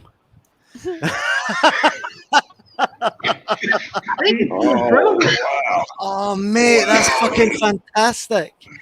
Oh, They that's need to do the genius. full film. I'd watch That that. guy is like really funny. Like he used to do like loads of skits, and it's just him talking to his camera, and he just like he goes away with it. But like I used to talk to him on Facebook and that, like he'd post up all these videos before he go big, and like, dude, the guy's fucking hilarious. Just the way his brain works is hilarious. Have you guys seen Irish Pulp Fiction? No. No, but I want to. What the fuck is Give me that? 1 second. Because this is fucking brilliant. This is my- Lick my steak, bake you bastard.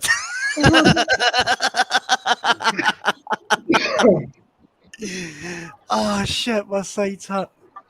Your da sells Avon was like the ultimate insult in Scotland at one point. It's basically equivalent to your ma. Your da sells Avon. What? Oh shit. Oh fuck. Oh, my stomach hurts. yeah. So the thickest Irish accent you can get, right, is the Kerry accent, and someone dubbed it into someone dubbed it over a famous scene in Pulp Fiction. Which scene? Here, adverts. Give me 1 second, guys, and I'll send you. Suspense was building. The six waited patiently.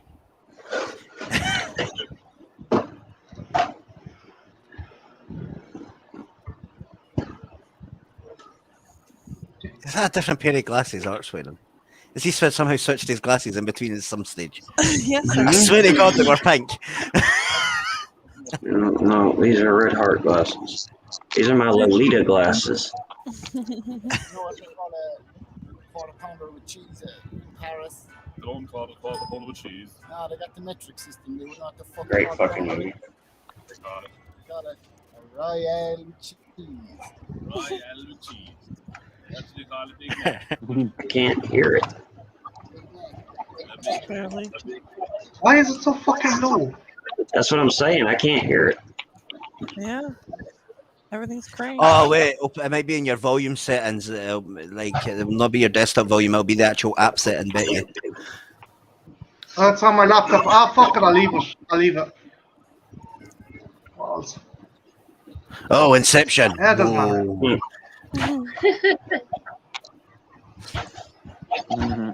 Oh man.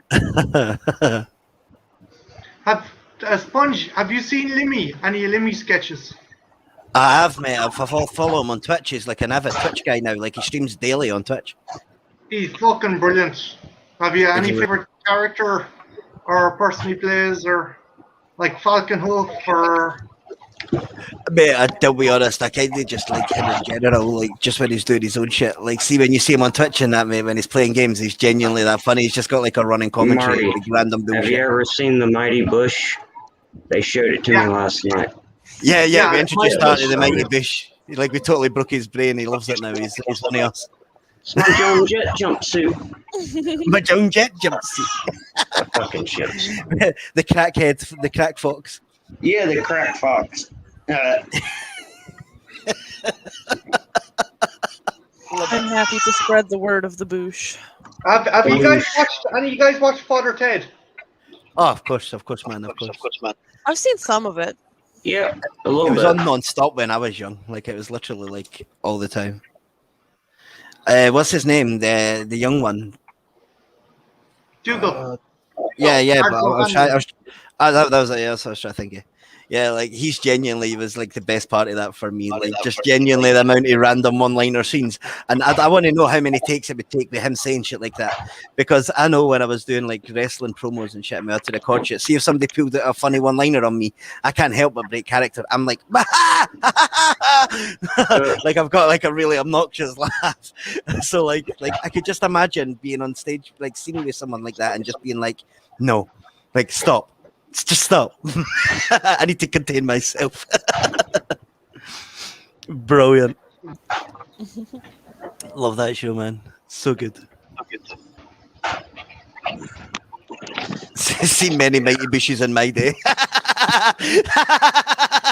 John, you dirty fella.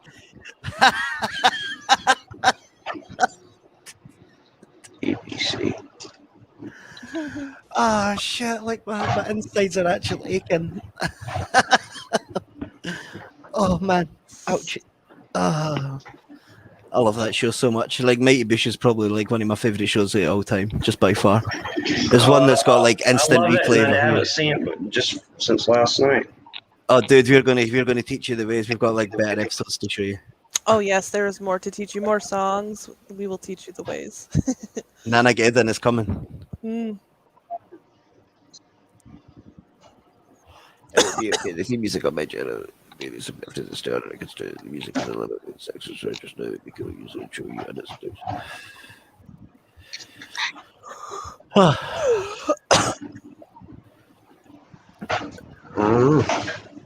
What is that?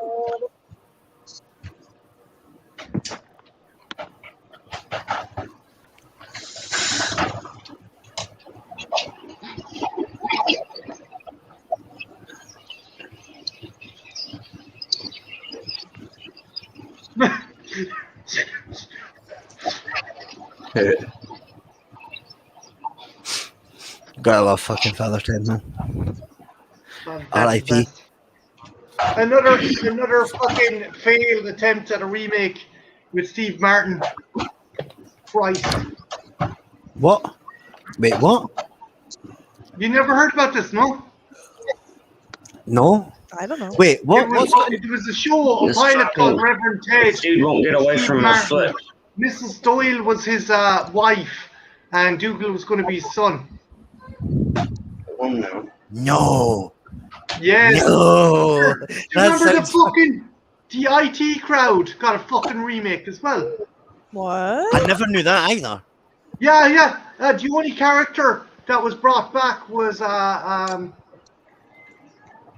Moz. The same actor portrayed Moz, and your man who was in Community. Who was the angry guy? Who was the main guy in Community? Oh, fuck, what is his name? Joel McHale? Yeah, he was the Irish lad from the IT crowd. It was actually like how? What was it? A season? Was it just an episode? Pilots. A lot of them are pilots. Sure, there was an American remake of Spaced as well. I can see how that wouldn't go well.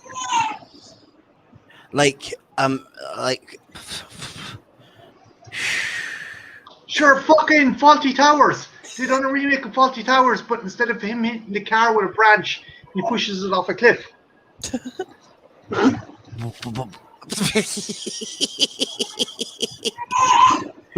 Oh mate, I'm not liking that. That's weird. Why would he make it? Oh yeah, there's no, I don't like that. I'm guessing it never went anywhere. Thank fuck. That looks terrible. Jesus, why? Man, like it's like when they did like some of the stuff, like the other stuff they did. Did they not make like an American version of Skins or something? Or was it one like that or something? I actually liked that one, but it only went one season. It was an American version of the Is it Misfits? They tried to do a Misfits one and it was terrible. Well, what was the one? The In-Betweeners. There was a fucking American remake of The In-Betweeners as well. The only show that's been a success is Shameless. Yeah. Yep. And The Office. The Office was actually technically. American Yeah. Office.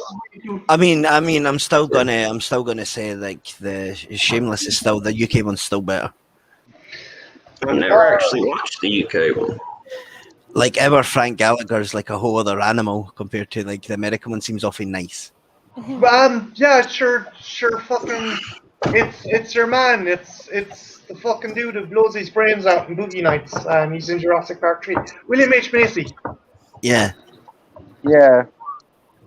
Wait, you're saying the UK one is like worse than the American Frank Gallagher? Like he's he's an like a absolute monster in the show. What? He's a piece of shit in the show. Yeah. I gotta watch it. The He fucks his one's wife's pretty bad. stepdaughter and shit and everything. Like, how do you get worse than fucking? That's what I'm saying. Frank, yeah. Because our Frank takes it to a whole new level, my friend. Oh, like our shit. Frank is I don't think anybody else could play Frank Gallagher properly. Once you watch him playing it, you're just like, what the fuck is this? Like, Dude, why? I was shocked, Sponge. Did you watch Hot Fuzz? Yes. You know the guy who gets decapitated in the sports car? Yeah. Yeah. That's the guy who plays Frank Gallagher in the British fucking. Oh. Yeah, man. Like, see when you seen him collecting awards and stuff like that, like, and you seen him like obviously not as Frank Gallagher, like he's like immaculate. Like it's just like what? Wait, what? Who's this guy? I'll have to watch it for sure. Go away. Yeah, man. Like it was really good. Shameless. Not Shameless. The Skins though. The UK Skins was really good as well. I liked that one. It was pretty intense. Like it covered a lot of shit that like nobody else was touching at the time. Yeah. Ethel, has there ever been a remake of an American show that you were like, what the fuck? Like it was sold abroad and it was made for like European audiences that you're like, that doesn't work. It's usually the other way around. Yeah, I'd say usually. there's been a couple. Like I'm hard pressed to think of one. Usually we take stuff from Europe and we remake it. We remake it badly. Like we remade Life on Mars and it was awful. We like to copy Yeah, stuff. Harvey Keitel was in that, wasn't he? Yeah. Trying to think. I'm trying to think if there's any ones the other way around. There must be something. I know of Yeah, one. there I've has never to be. seen I'm it, sure but I there know of is. one you guys failed at. You guys tried to do. I think it was the BBC tried to do that 70s show, but a British version, and it failed God. horribly because. Oh yeah, you were talking about that. Because they just used the exact same fucking script and then just changed some of the names and the Did references. they actually film any of that? Yeah, I have there's to a whole watch this first shit. season of it. I gotta watch this shit. Yeah, but apparently it like just failed horribly. I bet it's fucking great though, just because it's so bad. The 70s here are different from the 70s there. I mean, you guys have a whole different style. Would you have like the Beatles? You're right. I don't know. Yeah, but fucking England in the 70s, it was punks and it was fucking mass unemployment and fucking Margaret Thatcher. So fucking Austin Powers would have been the 60s? Yeah, Austin Powers was. Okay. Okay. I think the third one was in the 70s. Yeah, the third one was in the 70s. Goldmember? Yeah. Let go. It exists and it's on YouTube. There was like, wow. Like, yeah, okay. Yeah, I don't know. I'm trying to think of something you guys did. Patrick, and I'm a whole lot of woman. I feel like there must be some sort of shit that we've copied off you guys apart from that 70s show. There's got to be more. Like, it can't just be a one-way thing. I'm kind of surprised that there's American Primeval. Deacon said American Primeval. Did you remake Primeval? We Yeah, I've never seen it, but that was British. It was BBC version. Are we counting I do movies want to and shows? apologize. I do want to apologize on behalf of my country for The Voice. Because This is counting movies and shows, right? Oh, Sorry? I know. This is counting movies and shows, right? Yeah, whatever. Or I'm just just shows? saying that the voice Okay. originally. The voice originally started in Ireland, then went to Holland, and then went to fucking America. Weird. Well, F you. Well, you guys, like Britain did Dragon's Den, which I believe was originally Canadian.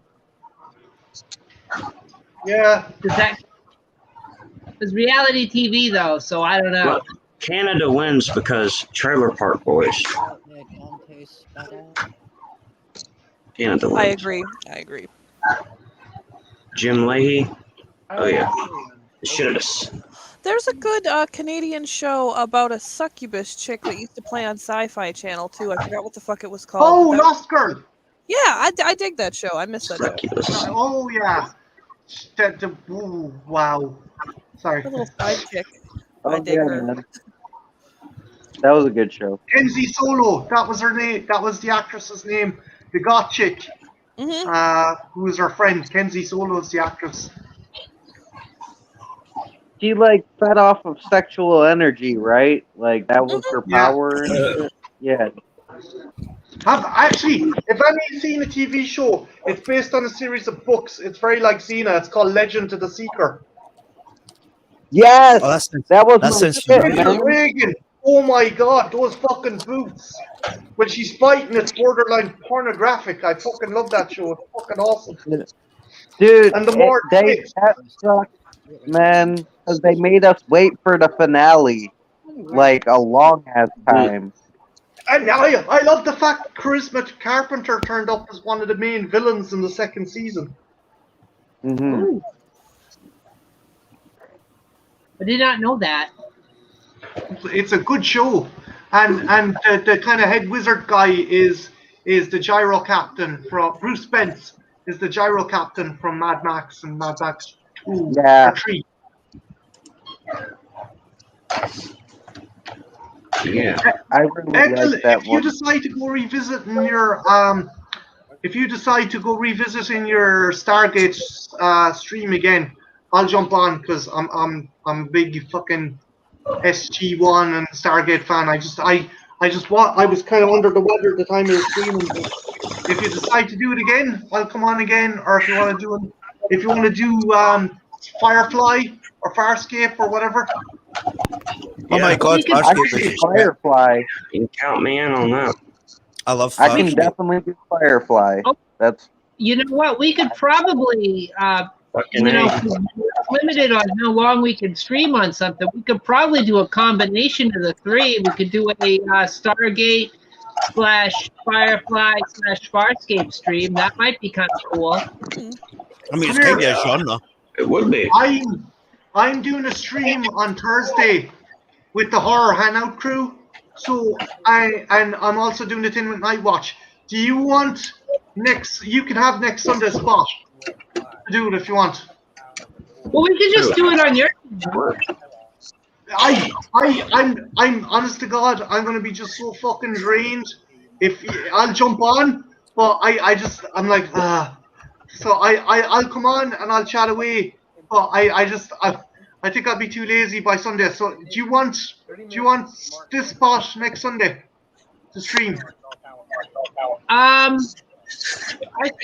I suppose. I mean, provided I have enough stream time left after Lady Frankenstein on Friday. Yeah. Sure, I do. Because I'm definitely just a heads up. I'm not going to be streaming next Sunday. So Ethel, if you want to take the spot, feel free. I'll jump on your stream, but I'm just. Yeah, you be on the panel or. I'll jump on the panel, but I'm just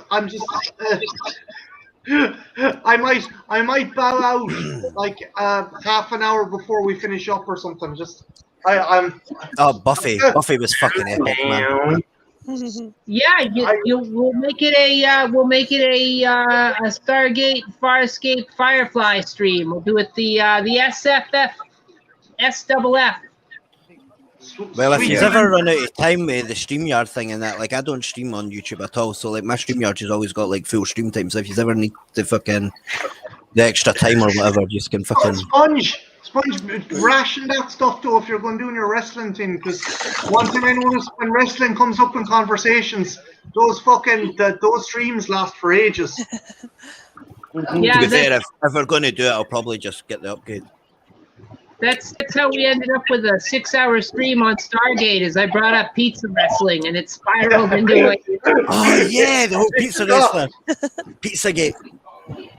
We got around to talking about chapas with breadstick guns. It was crazy.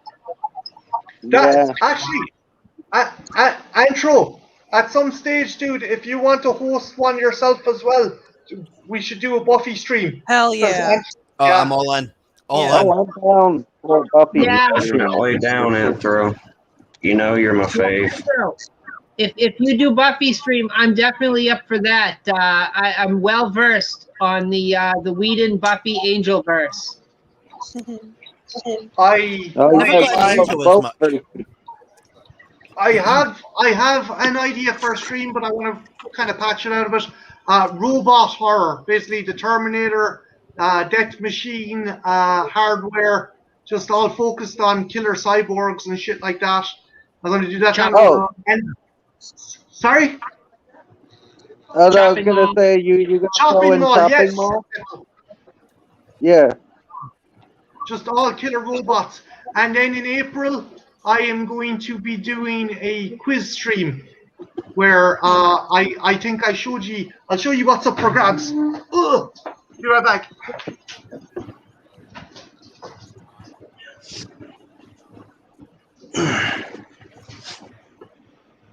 It's good. I get to make another thumbnail. Yay. Yay.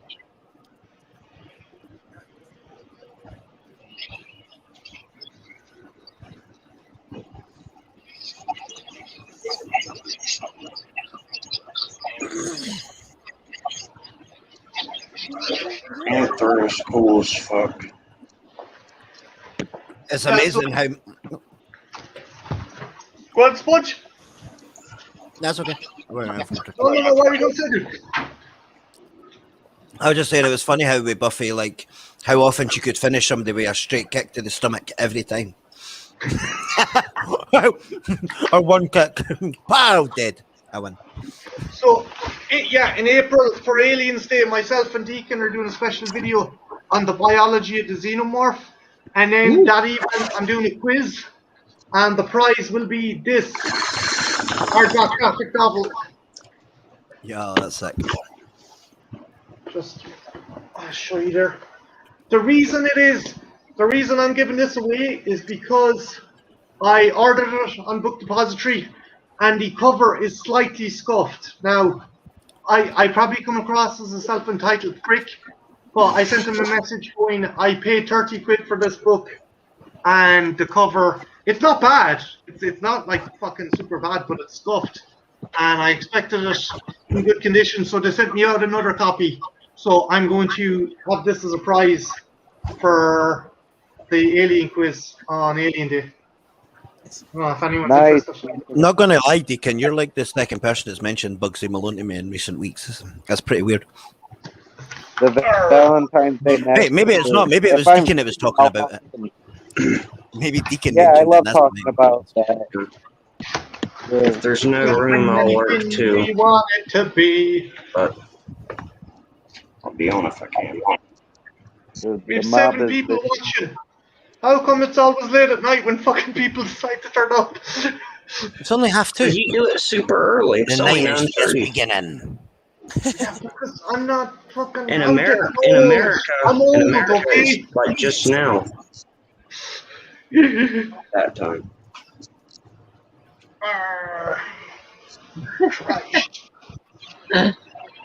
The time zones will get you every time. Yeah. I'm you know what, guys? I'm going to probably finish up now if that's okay. Sure. If anyone wants to fire up the stream, or Antro, if you want to fire up a stream and take over, work away. But yeah, I'm going to hit the high notes. Things. But sorry, Art. Is the thing still going in Discord? I still got another thing open. We're not in Discord just now. Not yet, anyway. Well, big. I'm gonna finish out here. Does anyone want to plug anything before they go? Yeah, I'll just take a shot. I'm going to just plug out the Lady Frankenstein watch along this Friday. Watch it. Join in. Type things in the chat, type things in the comment. Tell your friend, tell your mom, tell your mom's friend's friend, tell your mom's friend's sister's brother. It'll be good. We're watching the racy body Lady Frank. And it'll be a taping for Trash Picture Theater. So, you'll see it twice. Sweet beans. Yay. So yeah, check that out when it gets released, and 3 or 4 days, do you reckon, Ethel? What would you say ETA on that would be? 16% on the upload, so probably another 2 or 3 days, and it'll be online, and you can watch it. And you got the movie synced up, and you got the commentary synced up, so you don't have to. Bye, Anthro. Cool. Take it easy, bud. Hey, Antro, what's your next video you're planning on doing? Are you still with us? Is he gone? I think he left. Okay. He brought up Chud 2, though. Sorry, Trench? He said he might do Chud 2 next, earlier in the Chud chat. 2. So yeah, keep an eye out for... He's here. Antro, Chud, when do you hope to have Chud, the review for Chud? He's still here. He just said he's here. Yeah, I see. Yeah.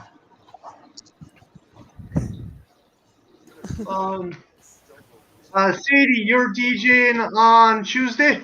Yeah, and then on Monday, me and Spongy and some of our friends are doing a D&D thing, and I'm super excited because we're streaming. Yeah, we're doing a D&D stream over on Twitch on Adonis Rising X's channel. I can watch it, right? Yeah. Yeah, we'll make sure it's in the And then on Discord. Wednesday, I'm going to be playing with my. Oh, you'll have it in the Discord too? Okay. Yep. Okay. Antro says Chud 2 should be up by next weekend. Trench, have you anything that you want to plug before we finish up? Not really. I'm working on a few things, but I don't know when anything's coming out, so I don't really have anything to plug. And how can people contact your OnlyFans page again? Not happening anytime soon. Listen, 3 months. I made an honest woman out of him, okay? Or vice versa. Trenchy's OnlyFans, very hot, special this weekend. $3 off clip. He's got the hottest content. And we'll have Arthur reviewing different types of shades from all over the galaxy. He's going to be reviewing colored glasses, uncolored glasses, multicolored glasses, Liam Gallagher-esque glasses. Have you got any Liam Gallagher glasses, Arthur? Any what? Oasis. The lead singer of Oasis. Oh, Liam I don't think so. Okay. You need to get them. They're next in review. And Sponge is going to be doing hopefully he'll be doing a channel dedicated to wrestling. Or wrestling chuck. How to bleach your beard like you've escaped from a fucking mental asylum in there as well, Yeah, this is the dye. I should be ordering dye this week, so it's going to be changing colour this week. Right. Big thanks some weird shit. Again, seriously, you got to do a review of those shades, Arthur. Big thanks to Ethel. Big thanks to Trenchy. Big thanks to Sadie. Big thanks to Arthur. Big thanks to Sponge. Thanks to everyone who participated in the chat. Thanks a million, Antro. Thanks a million, Deacon. Thanks a million, Nightwatch. Bronco turned up. We had Sasha, aka Sexy Monkey, turn up. And we had a lot more people. I'm trying to fucking remember, but I can't. But I'm going to turn in. You guys are all fucking awesome. And yeah, have a good one. Take care. Peace. Y'all are all Bye sexy. now. Stay Bye. that way. Bye.